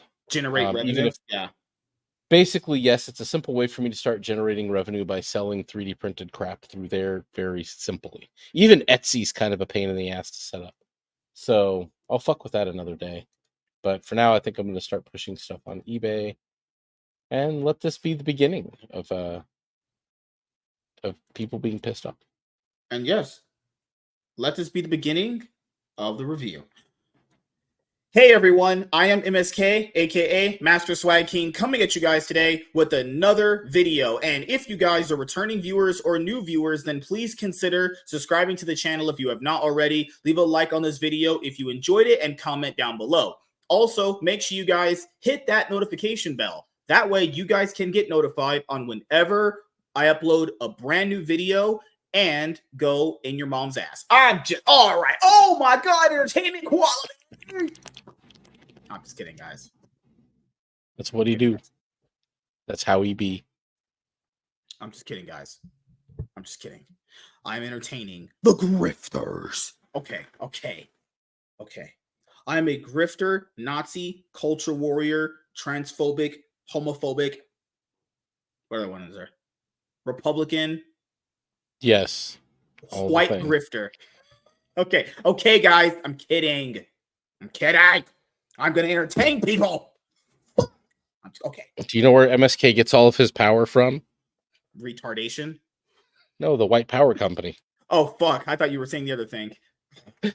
Woo! I got it from Michael Jackson's lawyer. Okay. That's a little too far. Wow. Okay. All right, guys. Wow. I'll entertain people. MSK is excited. So worked up to the show tonight. I'm just kidding. Focus, camera. Focus. Is the camera focusing? I was just letting everybody look. Everybody's checking out my white ball printing. Check out my ball. You like seeing my ball? Yeah, it looks good. I wanted to show everybody my balls tonight. I love them. Can't wait to massage them and lick them and feel your sweat. Okay. Hey everyone, I am MSK, aka Master Swag King, coming at you guys today with another video. And if you guys are returning viewers or new viewers, then please consider subscribing to the channel if you have not already. Leave a like on this video if you enjoyed it and comment down below. Also, make sure you guys hit that notification bell. That way you guys can get notified on whenever I upload a brand new video. And today we are going to be reviewing my butthole opening up. Oh, fuck. Gay! Okay, third time's the charm. I'm kidding. I really got to entertain you guys. I'm going to be a grifter. Oh, me too. Fucking pronouns! That'll never not be old. That'll never not be old. It will my put. All right, okay. All right. You ready? Breathe. Woosah. 8 takes. Okay, it's 2 takes. All right. I know people are gonna watch this on the replay going, this guy a crackhead, probably. I'm sorry if you're watching this for your entertainment on the replay. What are you, a crackhead retarded country banjo player? Down on the water. Are you ready yet? Negro, please. Licking my grandma's cum. Negro, please. It's a little much, I'm not gonna lie. Oh gosh. Hey, where are the white women at? Not in my bed. Going off tonight. I had to chloroform them. Whoa. Stop the press. Gosh. All right. Okay. Clip this later. Nah, this is getting clipped and getting sent to the CIA. Better watch out, man. All right, when Savage Jack comes back, then we'll start. Oh, I'm all good now. I'm back. I'm black. All right. Hey everyone, I'm MSK, aka Master Swag King, coming at you guys today with another video. And if you guys are returning viewers or new viewers, then please consider subscribing to the channel if you have not already. Leave a like on this video if you enjoyed it and comment down below. Also, make sure you guys hit that notification bell. That way you guys can get notified on whenever I upload a brand new video. And in today's video, we are going to be review. Fuck! Almost. Oh! Oh! Oh! Wow, we're producing peak quality content on this channel, and people aren't watching. Eat something. This peak shit Someone here. was watching. Where's So- Chloe at? Only one I care about is Chloe and Emily. Chloe's probably getting Anyways. fucked by her What's cool black to do? boyfriend. She told us she had a black boyfriend, and his dick was pretty big. So she's probably getting She destroyed told- right now. Did she tell you that? Dude, also in the chat. Did you not read it? He said I my did not boyfriend's see that. black. Godlike is stealing from war campaign while seething now. That was according to Hellhound. Are horseman fans bronies? That's a good question, Wheezy. I That's a don't know. good We're gonna question, find too. out. Mm. I don't care about is it My Little are there boy My Little I'm not sure what the fuck All right, I'm set to go. All right. Hey everyone, I am MSK, aka Master Swag King, coming at you guys today with another video. And if you guys are returning viewers or new viewers, then please consider subscribing to the channel if you have not already. Leave a like on this video if you enjoyed it and comment down below. Also, make sure you guys hit that notification bell. That way you guys can get notified on whenever I upload a brand new video. And in today's video, we are going to be doing a comic book review on Goodyng the Polymath, which is the newest release coming out of the Rippaverse from my mom's ass.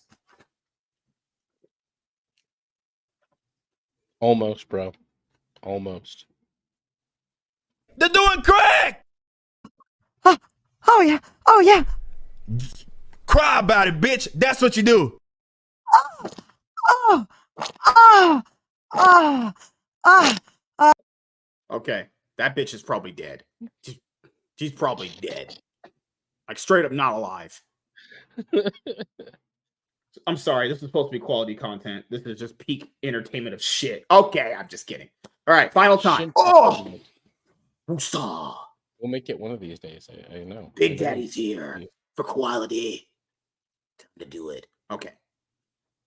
Hey everyone, I am MSK, aka Master Swag King, coming at you guys today with another video. And if you guys are returning viewers or new viewers, then please consider subscribing to the channel if you have not already. Leave a like on this video if you enjoyed it and comment down below. Also, make sure you guys hit that notification bell. That way you guys can get notified on whenever I upload a brand new video. And in today's video, we are going to be doing a comic book review on Goodyng the Polymath. And this comic book is from the Rippaverse. So if you guys want to go check out our reviews of all of Eric July's comic book company, the Rippaverse's comics, they are on the channel. We've reviewed ISOM number 1, ISOM number 2, Alpha Core number 1, and Yaira number 1. And we are finally at one of the newest releases coming out of the Rippaverse, written by comic book writer legend Mike Baron. As you guys know, Mike Baron wrote the first 75 issues of The Punisher for Marvel Comics back in the day when he was considered a top-tier character, not what he's considered now, which is absolute dog shit. And obviously, Mike Baron created Nexus and Badger. And obviously, on the book is Will Conrad, and you have Jay Brown as well. So, for those of you guys who don't know, me with the Rippaverse is not a love-hate relationship. What I love about the Rippaverse is that it is a new comic book company that started 2 years ago that I could basically buy comics from. New characters to get involved in, new storylines to, get, just lost in actually. And we've did several videos on the channel talking about the problems with the characters and the storylines actually. And I would like for you guys to go check out those videos. I did one with Strider before Yaira came out talking about the first 3 books. And then me and Professor Savage Dad did one after that, obviously, to talk about, everything that was current at the moment. And we will be doing another follow-up video about that after we read, I think, The Horseman, or I might do it after Bloodruth, actually, because we usually do it after every 3 books come out. And the biggest problem with the Rippaverse isn't even like Eric, the employees, or the fans. The problem with the books mostly is that some of the characters are just not that interesting, and the villains are just absolutely just terrible, if I'm being completely honest here. And I've said this in other reviews too, and people know that, and Eric likes it when you are honest. So obviously I like being honest, and I would be honest regardless of the situation anyway. I told this about any indie creator. I might like you as a person, but that might not mean I might like your books. Now, from the Rippaverse, I think the best books, in my own personal opinion, before we get The Horseman, is Alpha Core number 1 is my favorite one. You have ISOM number 1. I think people really do sleep on the first. The first book Eric did was actually not that bad. I think it's one of the better books of the series so far. Number 3 is Yaira number 1, and then the last one would be ISOM number 2. Now, keep in mind what I said there. I don't think they're bad books, right? But if you're asking me to rank them in my personal favorites, I would have Yaira number 1 and ISOM number 1. Yaira number 1 and ISOM number 2 toward the bottom. I like ISOM 1 and Alpha Core 1 so far. But how did Goodying the Polymath stack up? Because this character was introduced in ISOM number 2 along with Bloodruth and the Devilings, which I also like in this book that they actually have a name for those demon monkeys. They're actually called the Devilings. Yeah, finally. That was a nice little touch right there. So I personally liked Goodying more than Bloodruth. I don't really understand why Bloodruth even needs a book. Now, do I think the Sausage Sisters will do a good job on that book? I do. I'm not saying they won't. I like them. I like them a lot. They like a lot of my posts and interaction. They're great people, actually. But he was the more interesting character out of ISOM number 2. Now, keep in mind, he's also a tech guy. And the example I gave of this was basically is if, like, I know people watched The Flash on the CW when it was really popular. It'd be like if Cisco got a spin-off series to himself. Like Vibe, remember Cisco Vibe? Yeah, imagine him in a solo series by himself. That would be pretty, like, you think, like, how the fuck can they do that? That was my biggest concern with this. It wasn't that Mike Barron was writing it. It would be more like, how can he make a character like this interesting? This character is already a tech genius. Keep in mind, he's already a genius, as is revealed in ISOM number 2. Okay, he's already pretty much a fully fleshed out character by the time you even meet him in ISOM number 2. Anyway, he can pretty much just solve any situation. So I thought going into this book that we would get that guy. But come to find out, even if you watch the trailer for this and you go and read this, this is not. I'm not saying trailer trick or anything, but what I thought was going to happen in the book didn't happen at all, and I actually enjoyed it a lot. It's a little slow at the beginning, but when you finally pick up what Mike is doing, I really enjoyed it. I think this is by far one of the best written books, along with Alpha Core number 1. Is this going to overtake ISOM number 1 for me? I would have to kind of let that simmer for a bit. I don't know yet. Let a few months go down the road for that, and then I'll decide on that. But Mike really did do a really great job at writing both perspectives and fleshing out the characters as they go on. So the reason why I think people like this book compared to the other ones is because there's 2 different perspectives going on, and you can follow them both. The reason why ISOM number 2 to me is a little bit more weaker than number 1 is because it tries to do what this one does, except it just does it kind of worse. If you're going to do this perspective on a book, both focuses need to be intact and in sync with each other. ISOM 2's is not. It's the same concept as this. This one's just done better. Now, the problem with the Rippaverse also has been the villains. Villains have been pretty bad outside of, like, in my opinion, Darian Fontana, which I think is the best one so far. And this new guy is still, I would say, up there pretty good. Is one of the more better villains, right? Most of the villains are pretty bad. Yeah, Chadron sucks. The Viltrumites that Yaira fought were yikes. Let's just say that. They weren't horrible. Just they were generic and bland. Alpha Cores get better, but yeah. Yeah, Alpha Cores, what are they? I would call them mobster villains. They were pretty just meh. All things considered, just bad. Yeah. Honestly. They're thugs, like the villains. Thugs, like the flaming rock dude was cooler, but you didn't get enough of him. Yeah. The ancillary villains that kind of came in, and they were just like the muscle that you got for a few pages. Oh, excuse me. Those were pretty interesting, but yeah, so far the Rippaverse villain problem is a real one, and I think that fans, I don't think that fans should feel like that they have to to defend when the villains aren't necessarily keeping up. Like Shadron, we didn't get no fucking like nothing, man. You don't after get the it at all. backstory, he's just kind of not in the book anymore at all. And the reason why Yeah. I think this book does what ISOM 2 tried to do is because the perspective is intact the entire book, and it plays on both in a balanced way where one is not overdoing the other. They're both going in the straight line. Eventually they're going to meet because they're both going at the same speed. Well, you know, you're they getting meet both twice, perspectives. really. Yeah. So the Goodyng that you saw in ISOM number 1 is not the Goodyng you see here. People are like, really? Yeah. So even in the trailer, I thought we were going to get that guy. Not true at all. Yeah. In this, one perspective is Cato Goodyng's backstory on him being a child prodigy to eventually him obviously graduating high school, obviously going into being a tech, a guy that works in a tech business firm, marriage, all that stuff. And then there's the villain where his life goes in a different direction and they end up meeting up once again. That's the story of the book. Two different perspectives. One guy that had his head on straight versus the guy that was basically a borderline delinquent bullying people and his life goes down a dark path. A violent delinquent for sure, yeah. I liked what Mike did there. That is a tried and true story. It was good. It was really good, actually. It was, yeah. If well, anyone it was doesn't great think that he just stayed a bully. I'll tell you, if anyone doesn't think this is written good, I really don't know what will satisfy you then. If this isn't considered written good from the perspectives of both characters, you remember though. You got to remember this. I mean, I know that Ethan made that very broad statement that I hope Mike Barron comes back and just like fucking gives him a big fat middle finger over. But it's like, bro, you're even talking shit about your friends now, and I wonder why, if that's why we didn't get as much push out of this book. I didn't see a lot of push for this book, but it has legs. Can't fucking deny it. It's got legs, dude. It's made almost 300K. Before Horseman closes out, this will be well into 300K. It's still selling. People are realizing this was a good book. Yeah. Like this was easily as good as Alpha Core. I don't know which one I like better. In all honesty, they're both probably my top 1 and 2. I don't know which order I'd put them in. But so far as Rippaverse stuff is concerned, this is great. I want another issue.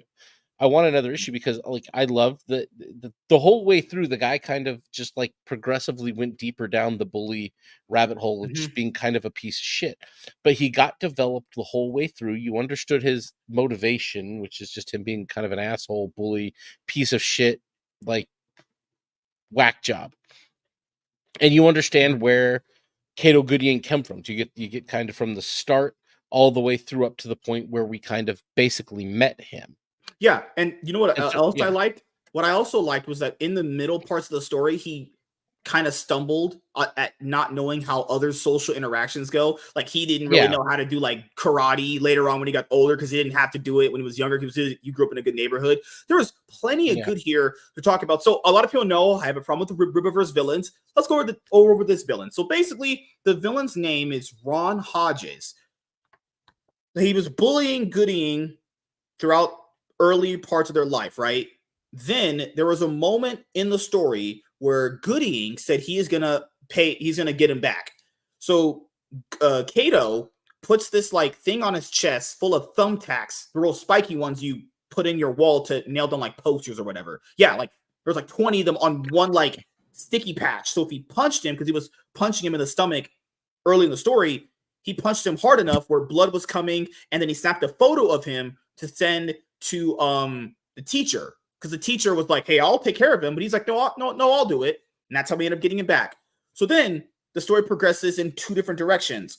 Ron goes down a life of crime where he wants to kill people. He wants to just do very bad things. He ends up in this like sting where he ambushes someone in the house. And then later on, when I get to that other thing, which is a very important aspect where the Rippaverse could be going with that company, then you have that. And I think the company, that company villain that they try to set up called Pro Current was better than the Project Nexus that they tried setting up in Yaira. So there's these two companies. There's one in Yaira that really wasn't that impactful if you really think about it.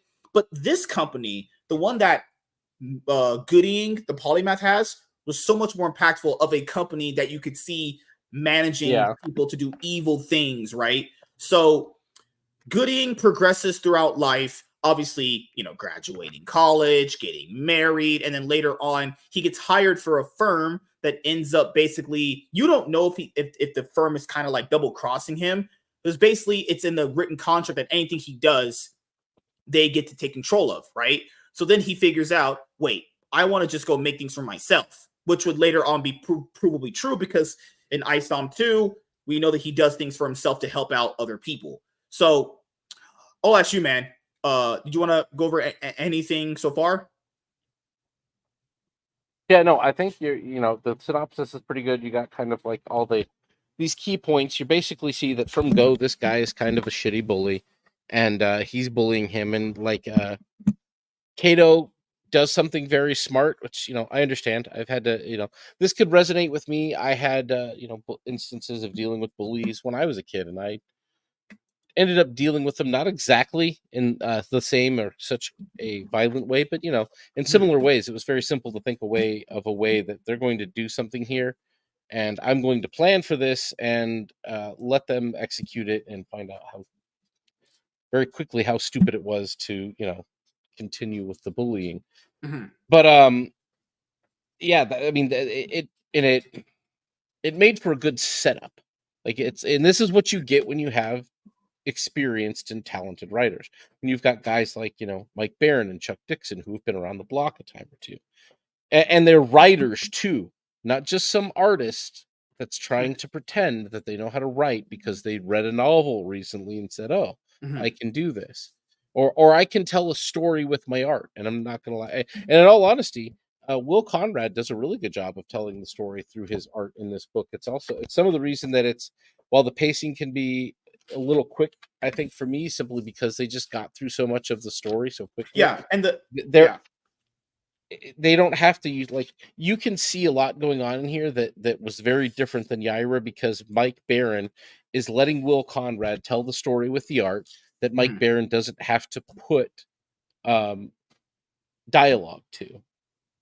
So you're seeing things, the story progress even just in some panels directly through the artwork. Like, you'll have pages where that aren't overburdened with text. And while I'm here to read a story for sure, I'm also here to look at the artwork. But like here with this scene right here, he's showing up there to start learning karate and everything else. And what do you got? You've got 3, 4, 5 word balloons in the whole page, single words too. The artwork and the context of the story is telling the story. You don't have villains repeating themselves over and over and over and over again. This book had getting nowhere.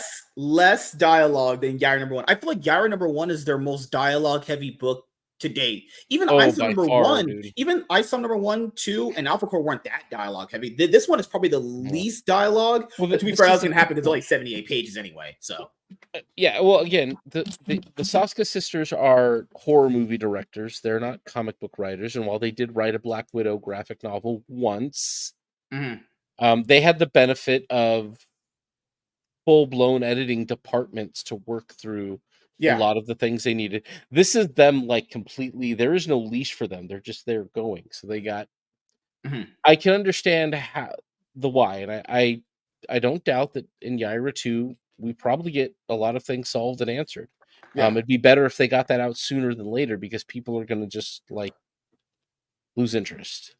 Yeah, the thing that I also liked about this book was that the book started and ended the same way it began. So you had a consistent start to finish. So I know people are going to probably have an issue with the final fight ending, but the problem with the final fight ending really fast is it's reminiscent of their interaction in school when he outsmarted him.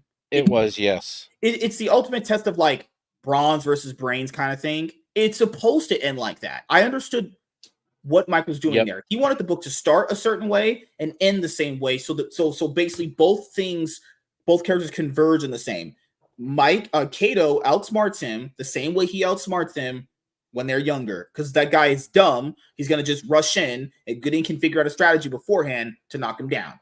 Now, what I also, the main thing that I really liked overall, outside of the villain and just how they progressed Cato's life, was this evil organization called Procurrent. So in Yaira, people forget, they try to set up this other organization project something that just didn't really just mean anything in the grand scheme of things. In this book, this company does. So ProCurrent basically is experimenting on people potentially to give them superpowers, actually, and then they were using Ron throughout the book, and then later on they actually do experiments on Ron. What's weird is I don't know how he ended up getting that suit, but he eventually ended up having a suit where he was testing things on himself, like bullets going through the suit and everything. Then he ended up getting a superpower, basically, I would say, how what's the word I'm looking for? He ended up getting a power from some of these people to the point where if he touched you, he would give you a brain aneurysm. That's pretty deadly. Like, he couldn't, if he touched you, he basically flat out kills you. He was testing this on a dog, and the reason why they didn't show you the dog dying is because that would be very graphic, and the book would probably be like rated R. It was showing all the blood and graphics. I honestly think the book would be even better if the book was more rated R. If we're talking about stuff that Splatterpuss was doing. The villain's name is Splatterpuss, and I don't like the name at all. I think the villain name is kind of stupid, but that's just me personally, right?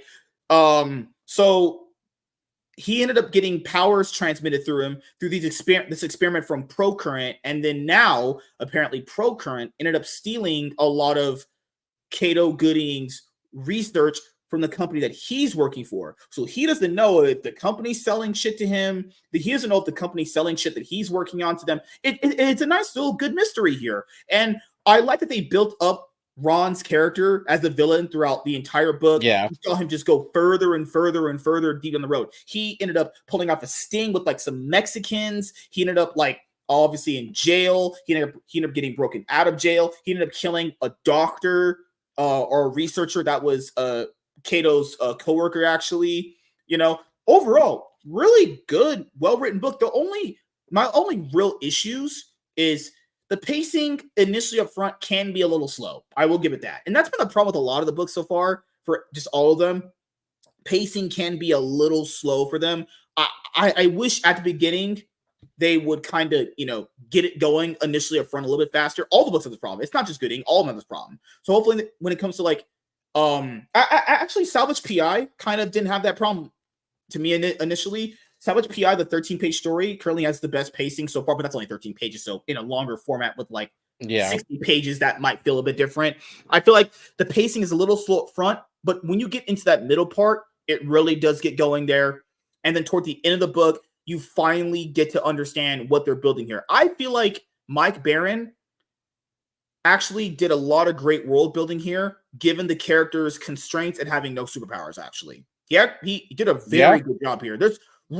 I have nothing really bad to say about the book other than pacing is a little slow. I don't like the villain's name. Not him. I don't like the villain's name. The villain's name is just kind of stupid. And I can understand why people thought the final fight ended fast, but it was reminiscent of their third encounter. Yeah. Cool. So I think it makes sense perfectly if you look at the context of what they were setting up.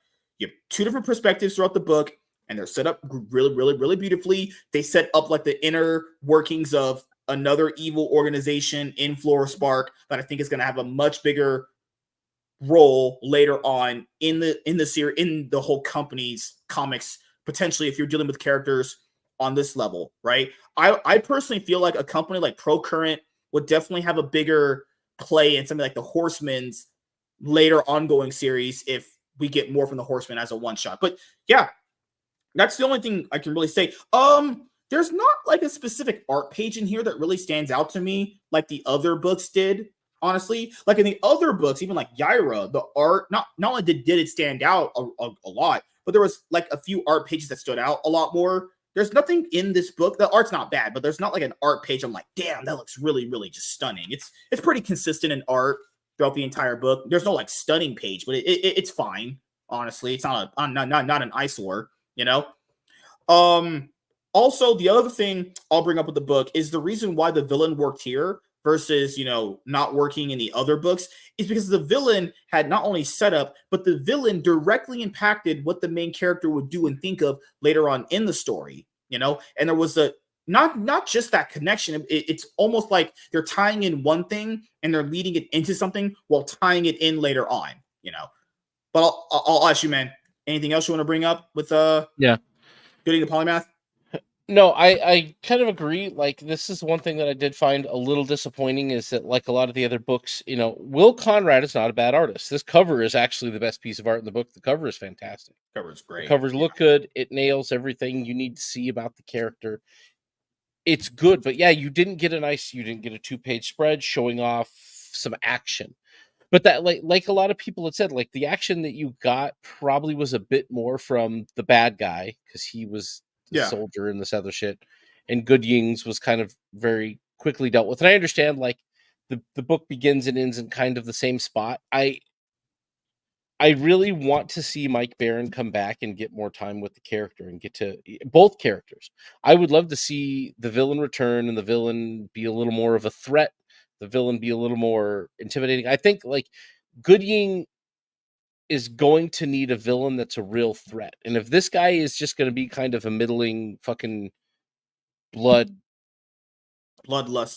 crazy weirdo, something or other weirdo, like some weirdo that can give people aneurysms or whatever the hell the thing is, a superpower, then give us another villain. Like, I'm down for it, but I want to see. There has to be another villain though, because remember, they had someone break him out. They had someone do those experiments on him.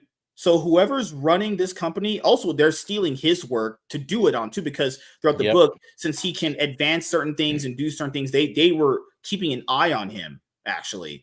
Oh, also factor in the villain got broken out at the end of this book, so we'll definitely be seeing Mr. Ron Hodges, Mr. Splatterpuss again. I think he based his character off Scorpion. If people know Scorpion's a Spider-Man villain, not the Scorpion that you guys know from like the movies and the TV shows. In the comics, Scorpion has a very similar backstory to what Ron does. Someone does experiments on, and the suit and everything. So I think Mike was basing Splatterpuss's backstory off Scorpion. That's just a hunch I have, obviously. A little bit, if you guys buy this book, this isn't a 96-page book or a 100-page book like the other ones were. This one's only like 78. But it's also not terribly expensive either. I don't even know what it like. The cheapest cover, which was cover D, is only $18, but give or take shipping, it's going to be a little bit more. But $18 is fine, honestly. I got cover A. This was the cover that he showed off during the Alpha Core #1 campaign, and this was the best one to me. And so I just got cover A. Yeah, same thing. That's what I got. I like this one the best. The artwork is good. It's very good artwork, but he didn't have a lot of. I want to see some more action adventure from this guy. It isn't even necessarily that the pacing is off, and I understand the book beginning and ending in a very similar way. Though I didn't get enough time with it. Like I want more, and I want to see him in an epic battle. I want to see it ended just too quickly. I want to see him really putting something on display. I want to see the extent of his brilliance brought out in his weaponry, his armor, his tools. Like I want to see him actually get to do that in a more grandiose way. This was basically him getting built up to be like this just tech badass. Yeah. And so when he runs into this guy again, he's OP'd. He's like way overpowered. He's Super Saiyan 3 Goku taking on fucking Raditz. Raditz back in the day. Like it's too OP. I want to see somebody who's at least close to him on a power ranking, and I really want to see like a good throwdown. I want to see what really happens when he's pushed to this kind of limit. So, but I think it's a good setup, and this is the thing. This is the style that I think a lot of the books should go with moving forward. Yeah. Anything Mike Baron did here. Because what you get here is the complete setup for the person. You know what you need to know about him. You understand his purposes, you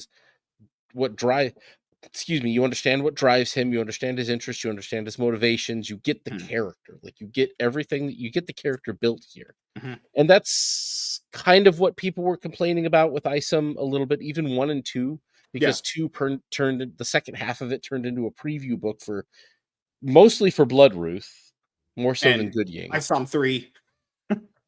Yeah, and then kind of maybe Isom 3 when we get there. Yeah, because the reason why this one does the setup better than Isom 2 is because Isom 2 went in this direction of like, okay, number 1 set it up to do this thing, and it went from street level to being like massive world building. Then we got the big villain, and it's like, well, that's a little bit far of a jump. It just didn't have the level of consistency that this one did. It's not a bad book, but you can tell when you have a writer like Mike that knows how to consistently balance out what's going on in the plot. The problem that some of the books don't have is like the balancing of the plot needs to be a little bit more, okay, what are you trying to do with the story? What are you trying to tell me? And can it be matched with what we were already setting up?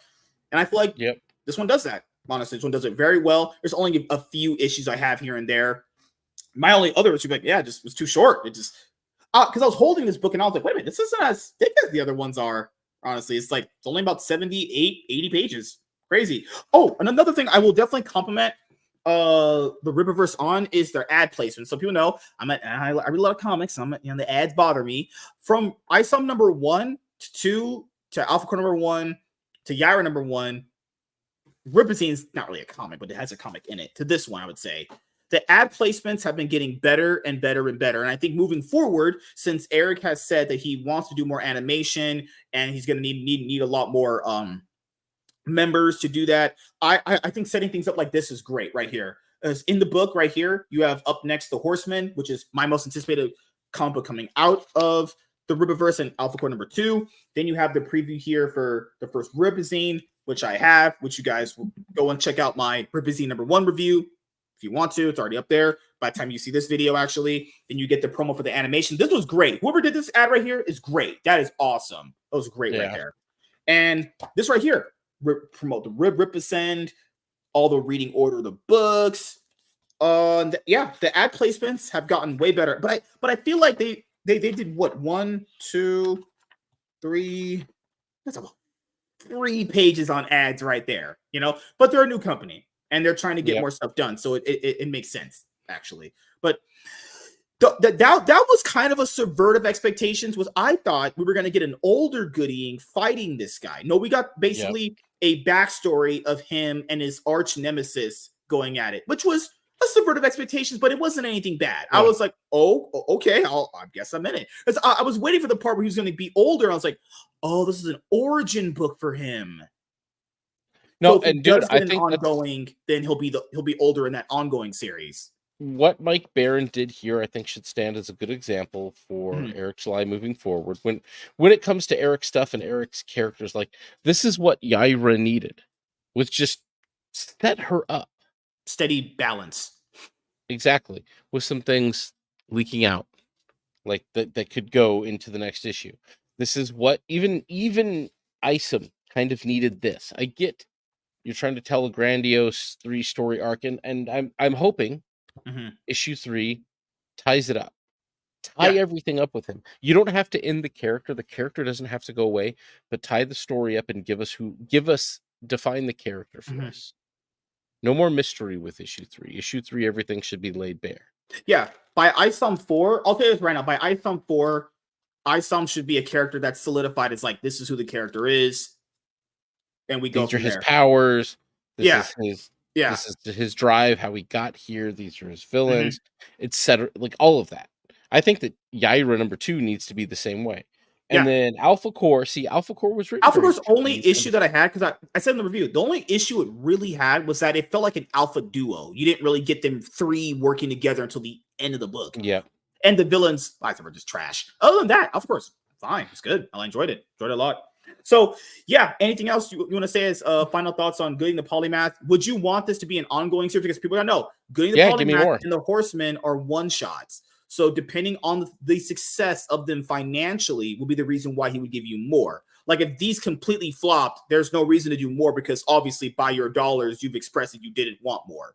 But Goodyng, you said did what? 300K in sales? That's crazy.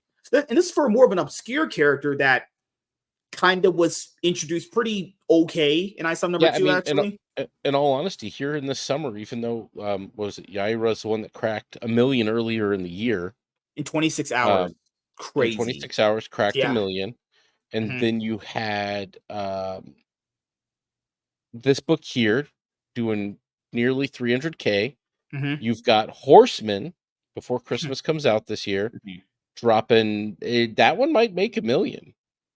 By the time it comes out, it might get close. Maybe it's probably going to. Well, it's already past $250,000 too. That's it's already nearly 500,000, dude. It's going to get 500,000. Yeah, but that's good in and of itself. Like I know Eric announced these as one shots, but keep in mind, guys, they were announced as one shots because they weren't initially the trinity of characters that are the flagship characters, right? So these inherently weren't going to make $1 million in general because these are under-known characters even in this universe. Keep in mind, the universe started with these. These characters are the ones people know, despite the company not being as big as other companies. People know Alpha Core, Yaira, and Iceman are the three main people, right? These two were, well, Goodyng was introduced in Ice number 2, and Horseman is something that they announced in a video from, Eric, actually. So I understand why these are one-shots, because the one-shots are to test the market of if people even want these characters, and if the money's good, you'll get more. Yep. And I think the idea with the Ripazines have been good, too. Test out 13 to 16-page stories on underknown characters. If the money's there, make it a full-fledged graphic novel. But, yeah, if you guys want to check out Professor Savage Dad's YouTube channel, I'll leave it linked in the description box below. He is going to be doing his own comic channel called Longboxing, so that'll eventually get made as well. And we will do our third Ripaverse culmination video like we usually do after either Horseman or Bloodruth. We'll probably just do it around then, because Bloodruth's supposed to drop in October. Talk about another character I'm not that interested in. Oh, wow, they'll be doubling down. So he's going to make over $2 million this year on these, so that's not too bad. Yeah, it's great. Yeah. So just want to say, Goodyng the Polymath, great read, probably one of the best books they did so far. But keep in mind, there's still so little of books, despite there already being like 8 released titles almost at this point. So yeah, thank you guys for checking out this video. If you're a returning viewer or new viewer, subscribe to the channel if you have not already. Leave a like on this video if you enjoyed it, and comment down below. Also, make sure you guys hit the notification bell. That way you guys can get notified on whenever I upload a brand new video. I'm MSK, aka Master Swag King, and I'm signing out, guys. See you guys later. Deuces. Peace. Ooh, that was good. Now I gotta go put this up. And later on tonight, review the Ripazine. Okay, so this is right here. Oh, God, there's so much stuff. I thought it would be. All those horse furries are going to support it. Oh, do you know what I like that Eric did with this one? Because people kept saying that they couldn't pick between the covers. He just made a cover pack. Mm-hmm. If you can't choose which cover, you can just get them all if you want to. That's crazy. Just saying right now, for anyone who has been where's Walter been? Hopefully he's okay. I haven't seen Walter here in forever. I don't know. I haven't seen Chloe. I was thinking, yeah, Emily was in here a minute ago, or no, she was. Emily was. Hellhound was, yeah. I think they left because they want to get spoiled. That's probably why. Honestly, people usually leave when they don't get spoiled. Horseman has dropped the Horseman shirt bundle. How much is this? V product. So, jeez. So what I don't like about the new website sometimes, it's just this doesn't go as fast. V product. You know what I haven't heard shit about? Actually, it just reminded me. I paid for that damn copy of Battle Brick Road #1. Still nothing. I would message him on Twitter. Really? Where's he at on Twitter? He's Eric. It's just at Eric Weathers on Twitter. I would message him and ask him where's your order at. That's what I would do. Mine shipped and came pretty quickly, honestly. Here's the Horseman shirt bundle right here. This design right here of this shirt with the skull and everything looks great, actually. You can choose between one of the covers. I got cover A because he already unveiled these. I think cover A and cover C look the best, honestly. But if you want it all, well, it's not want it all. Horseman has signature series. You can get the book pack. You can get all 4 covers, $125. And you have the poster. This poster looks graphic. Oh my god. And people say, "Oh, just wait for Eric to put the Horseman on sale for $5." Guys, how long do you think it's going to happen? This $5 sale broke people. That's not going to happen all the time. That was more or less so kind of like a one-time thing to get rid of maybe some overstock. You guys, factoring that, and to be fair, that was only for a week. Yaira #1 was and Goodyng were still the same price. Like he'll probably end up doing a sale at some point on this, but that's going to be in a couple of years. Come on. It took a couple of years just to have Alpha Core and ISOM 1 through 2 go on sale. This ain't going on sale anytime soon. you know? So if you want to get in and read it right now when everyone else is, you can do that, or you can wait. Do I think he's going to put it on sale at some point? Yes. But stop letting a $5 sale get to you. It's, guys, holy shit. I swear, a $5 sale broke people. Oh my goodness. There was someone in the Rippaverse fans Facebook group was like, well, I can't keep up with the releases from the Rippaverse. And it's like, the releases are like, I mean, credit to Eric, they come on time, but the releases aren't like fast by any stretch of imagination. They're pretty, I wouldn't say slow. They're kind of, what's the word between slow and fast? It's like on time. Okay, right. What would be on time? Whatever word is between like fast and slow. There's a word between that for like speed for comic books. You know, these don't come out fast by any stretch of the imagination. You know, people factor in. Goodyng came out, then he's just now shipping out the second Ripazine.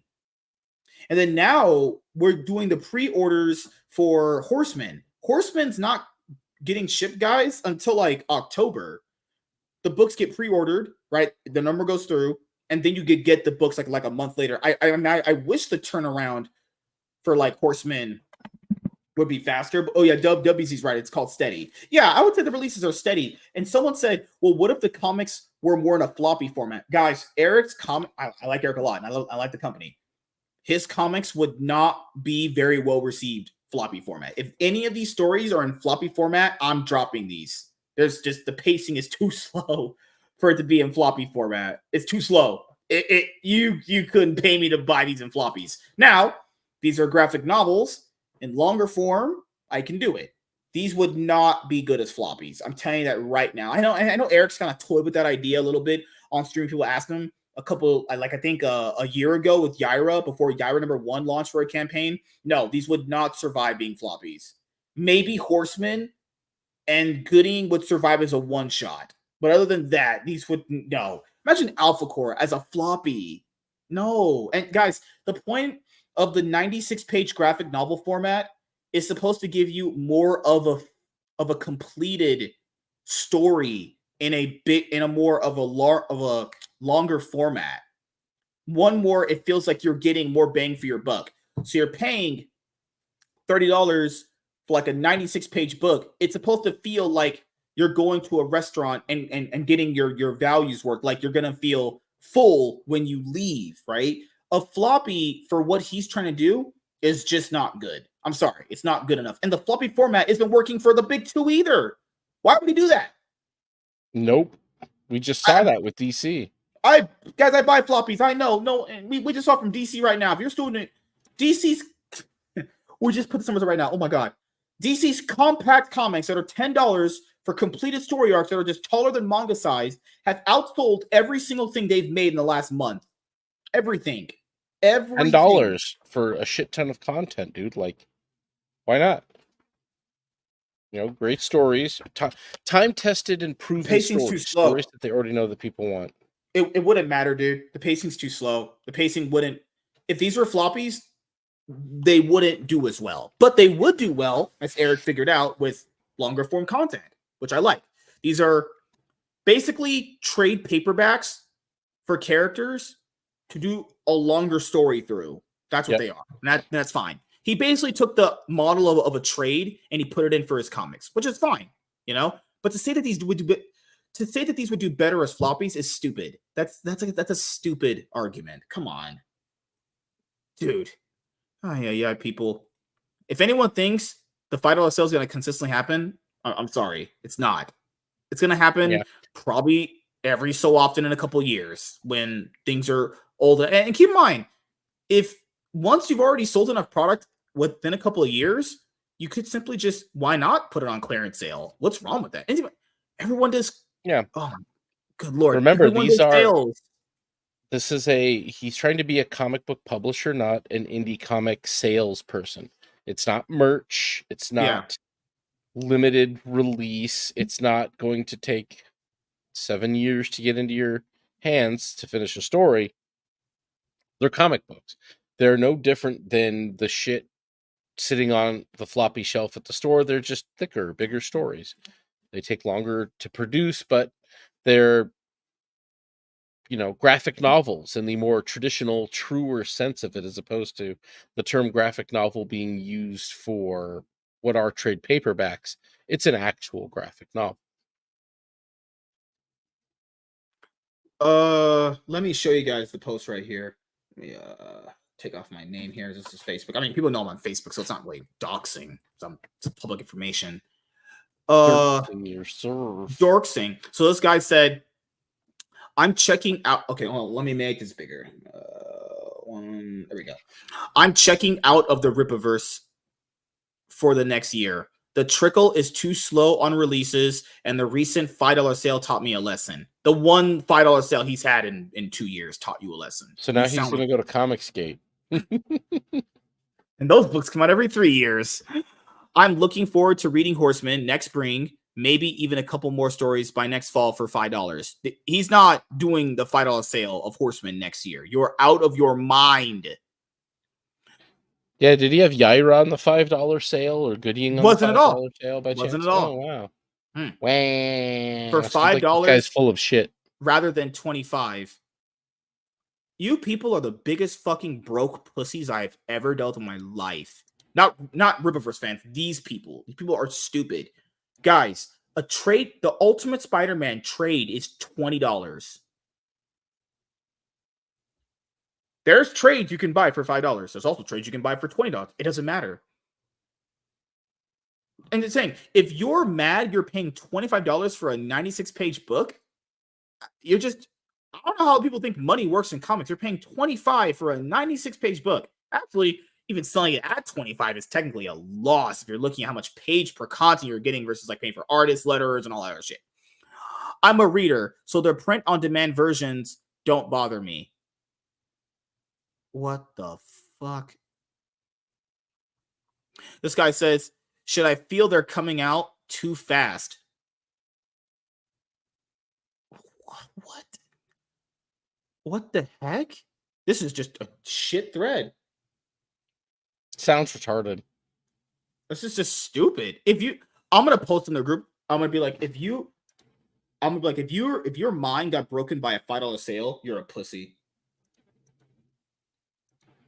To me, this guy says right here, to me, it's too fast. I stopped trying to keep up with the releases and resolved to get caught up at my own pace. No one ever said you couldn't.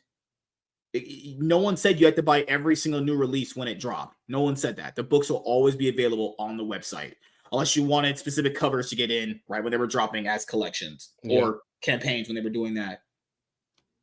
He says, this other guy, I had to stop a bit because he was releasing so much so fast. It's not, guys. We only have, I saw 1, 2, Alpha Core, Yaira, Goodying, 2 Ripazines. We have 7 products.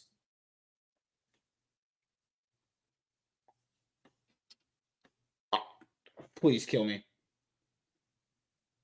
And that's the thing is, even if he doesn't sale, well, you can wait for a sale and not buy anything then. You can just wait, honestly. If people want to wait for sales, they can. But keep in mind, whatever, it's okay. My brain is too already fried. Yeah, man. Anything else? You want to bring up? No. Pick up Goodying. Pick up grab one of these. Court of Owls seems interesting. If you haven't read Hush, get Hush. But this is a great idea. And what they should do with this is I don't know where they're putting these. I don't know if these are making it onto comic book store shelves. They should be. Got clogged. They're in Barnes and Noble. They should be. Sure. I know they're in Barnes and Noble. Smart, but they're gonna be there. But they need to be in like fucking Walmart, dude. That's where I thought they're gonna be. I really thought they're gonna be there. I haven't seen any of them yet. I'm gonna keep my eye out. These need to be in Walmart, Target. Like put them somewhere. Where people and kids. They need to do that same deal they had with Walmart for those 100-page Shonen Jump style books. That's what they need exactly, to do. Dude. Try and do it again. I'll say if it doesn't work this time, don't do it again. But do it this time. It worked the last time. They're just fucking retarded, man. That was fine. Those things got great up all the time. Yeah. And come on, whenever I went into Walmart and saw those 100-page like Shonen Jump preview, those Shonen Jump books they were trying to do for the DC characters, they always sold out. Those books were always, every time I went back, they were gone. You could tell people bought them. All they have to do is just make the comics visible. Keep in mind, they have the top 10 selling graphic novels, basically reprinting stories they already done in completed format, in manga format for $10. That's it. And they're going to do more. They're going to do Kingdom Come.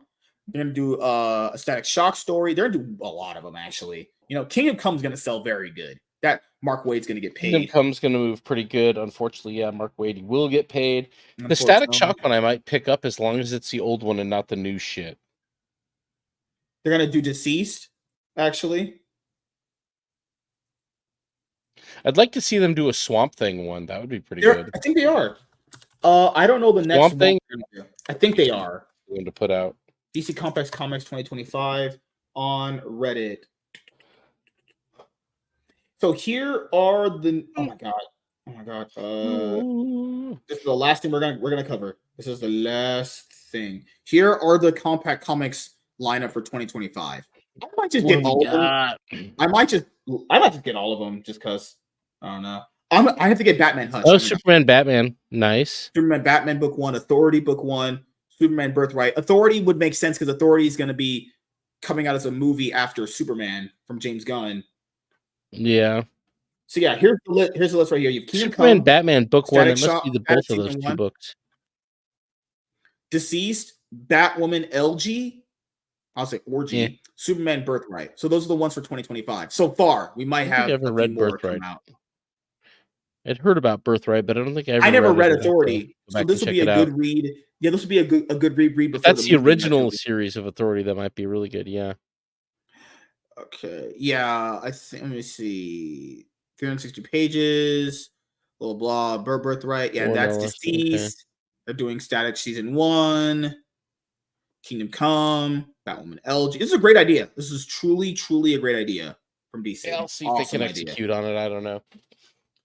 But that's the thing, though, is how many banger stories or top stories can they headline these on? Because at some point there won't be as many headliners. Oh, there's some. I mean, well, that's the thing though. There's a lot of them out there. There's really great run on Animal Man a little while back. Swamp Things had multiple great runs you could pull in. You've got different storylines throughout, like say, old Teen Titans, new Teen Titans, Judas Contract. Blackest Night. You could do. Yeah. You know, there's great Aquaman stories in the comics that you could do. You know, how much would this sell for? $10. Same as a manga. A manga with tax is like $10.45. That's $10 flat. So that would be like $11, $12. It's $10 for a completed story. The whole thing. That's a good chunk of reading right there. I think the only problem with the book is the bindings. The bindings are too hard stitched. You have to really bend the pages to see the dialogue. The wording, everything's fine. It's just the binding is really tough. Hopefully they find a better way of loosening that up, like my wife's pussy later on. But yeah, you got any streams coming up? Are you gonna be on Rogues Gallery this week? Actually, I don't think Rogues Gallery is going to be back on Friday. I'm not sure. I'll talk to Iron and see where that is. I'm actually on with Moxie Dame tomorrow night, so check me out on her channel at 8 o'clock Pacific time. I'll see you in the chat, MSK. You got to put in a good word. Ask her why she's scared of me. Good Lord. There's probably a million reasons. I don't know if she's scared of me though. She's scared of hot, rich, good-looking black man like myself. Crazy. That's the only reason it could be. Can't be for any other reason, actually. Sure. Crazy night. But yes, hopefully you guys had a great weekend. Oh, so on the comic book channel, you guys got a chance to check out my comic book channel update. I just uploaded episode 10 of Comic Book Haul. I'm going to be dropping our Deadpool Wolverines, obviously, and that one CBR article review that we did, which was I've never rage quit an article in my life, but that one was like, wow, this is trash. God. So I have the CBR article video coming up. I have the Deadpool Wolverine stuff. I'm going to be doing a review of the Ripazine #1, and then I'll be doing a review of Discord #1 from C.S. Johnson. I already read Discord #1, so so when it comes to the Ripazine #1, everyone who doesn't know, I'm going to be unveiling the second way I'll be doing comic book reviews if we are not doing them together, and that'll be the way I do reviews unless we're doing them together. So that'll be like on the floppies or trades or anything like that. And yeah, thank you guys for checking out the channel. Obviously. Yeah, I think I got mine. I have to go and I gotta go get my mail, honestly. So yeah, I backed Godlike #1 second print. Can't wait to get that book in 2026. I know, right? I'll back issue 2, so that way I get it, But it's I have more than enough time to back for issue 2 because he says the campaign runs for 60 days, and if any CG guy out there is trying to sell that book for $180, you are crap. I figure given that he's probably not going to be selling also the first cover, the first issue, this cover, the pit cover here, that's also probably not going to show up until around the date the rest of the stuff from that campaign ships. I should charge a premium for this one. I should charge $150 for it, but I don't think I'm going to get that. So we started the bids at $60. Please check out my X account where I am selling Godlike issue 1 with a pit cover from Dale Keown.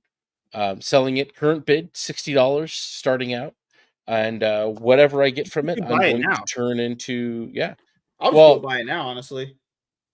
I don't know. I want to see how high it goes. I kind of want to ride the meme, but I want to see how this meme works out of kind of joking on, especially since I put this up the same night that he's still running his launch show on YouTube in the middle of the night. I will give him kind of like. And I'll give him credit. Hey, his launch on Ethan's channel, almost 60K for Godlike #2 campaign. That's awesome. I'm glad he can get paid. And John has some really, really, really awful takes on a lot of things. But hey, at least hopefully he can have turnaround for Godlike 2 faster than #1. That's all I hope for. If I have to wait, it's whatever. I'm not. That's what he has to hope for too, dude. Because nobody's going to care about the 3rd issue of this. I'm surprised it's made as much as it has. It's only because for what was a preview book. That's really all it is. That's the thing, though. It's like artificial. That? It's like artificial.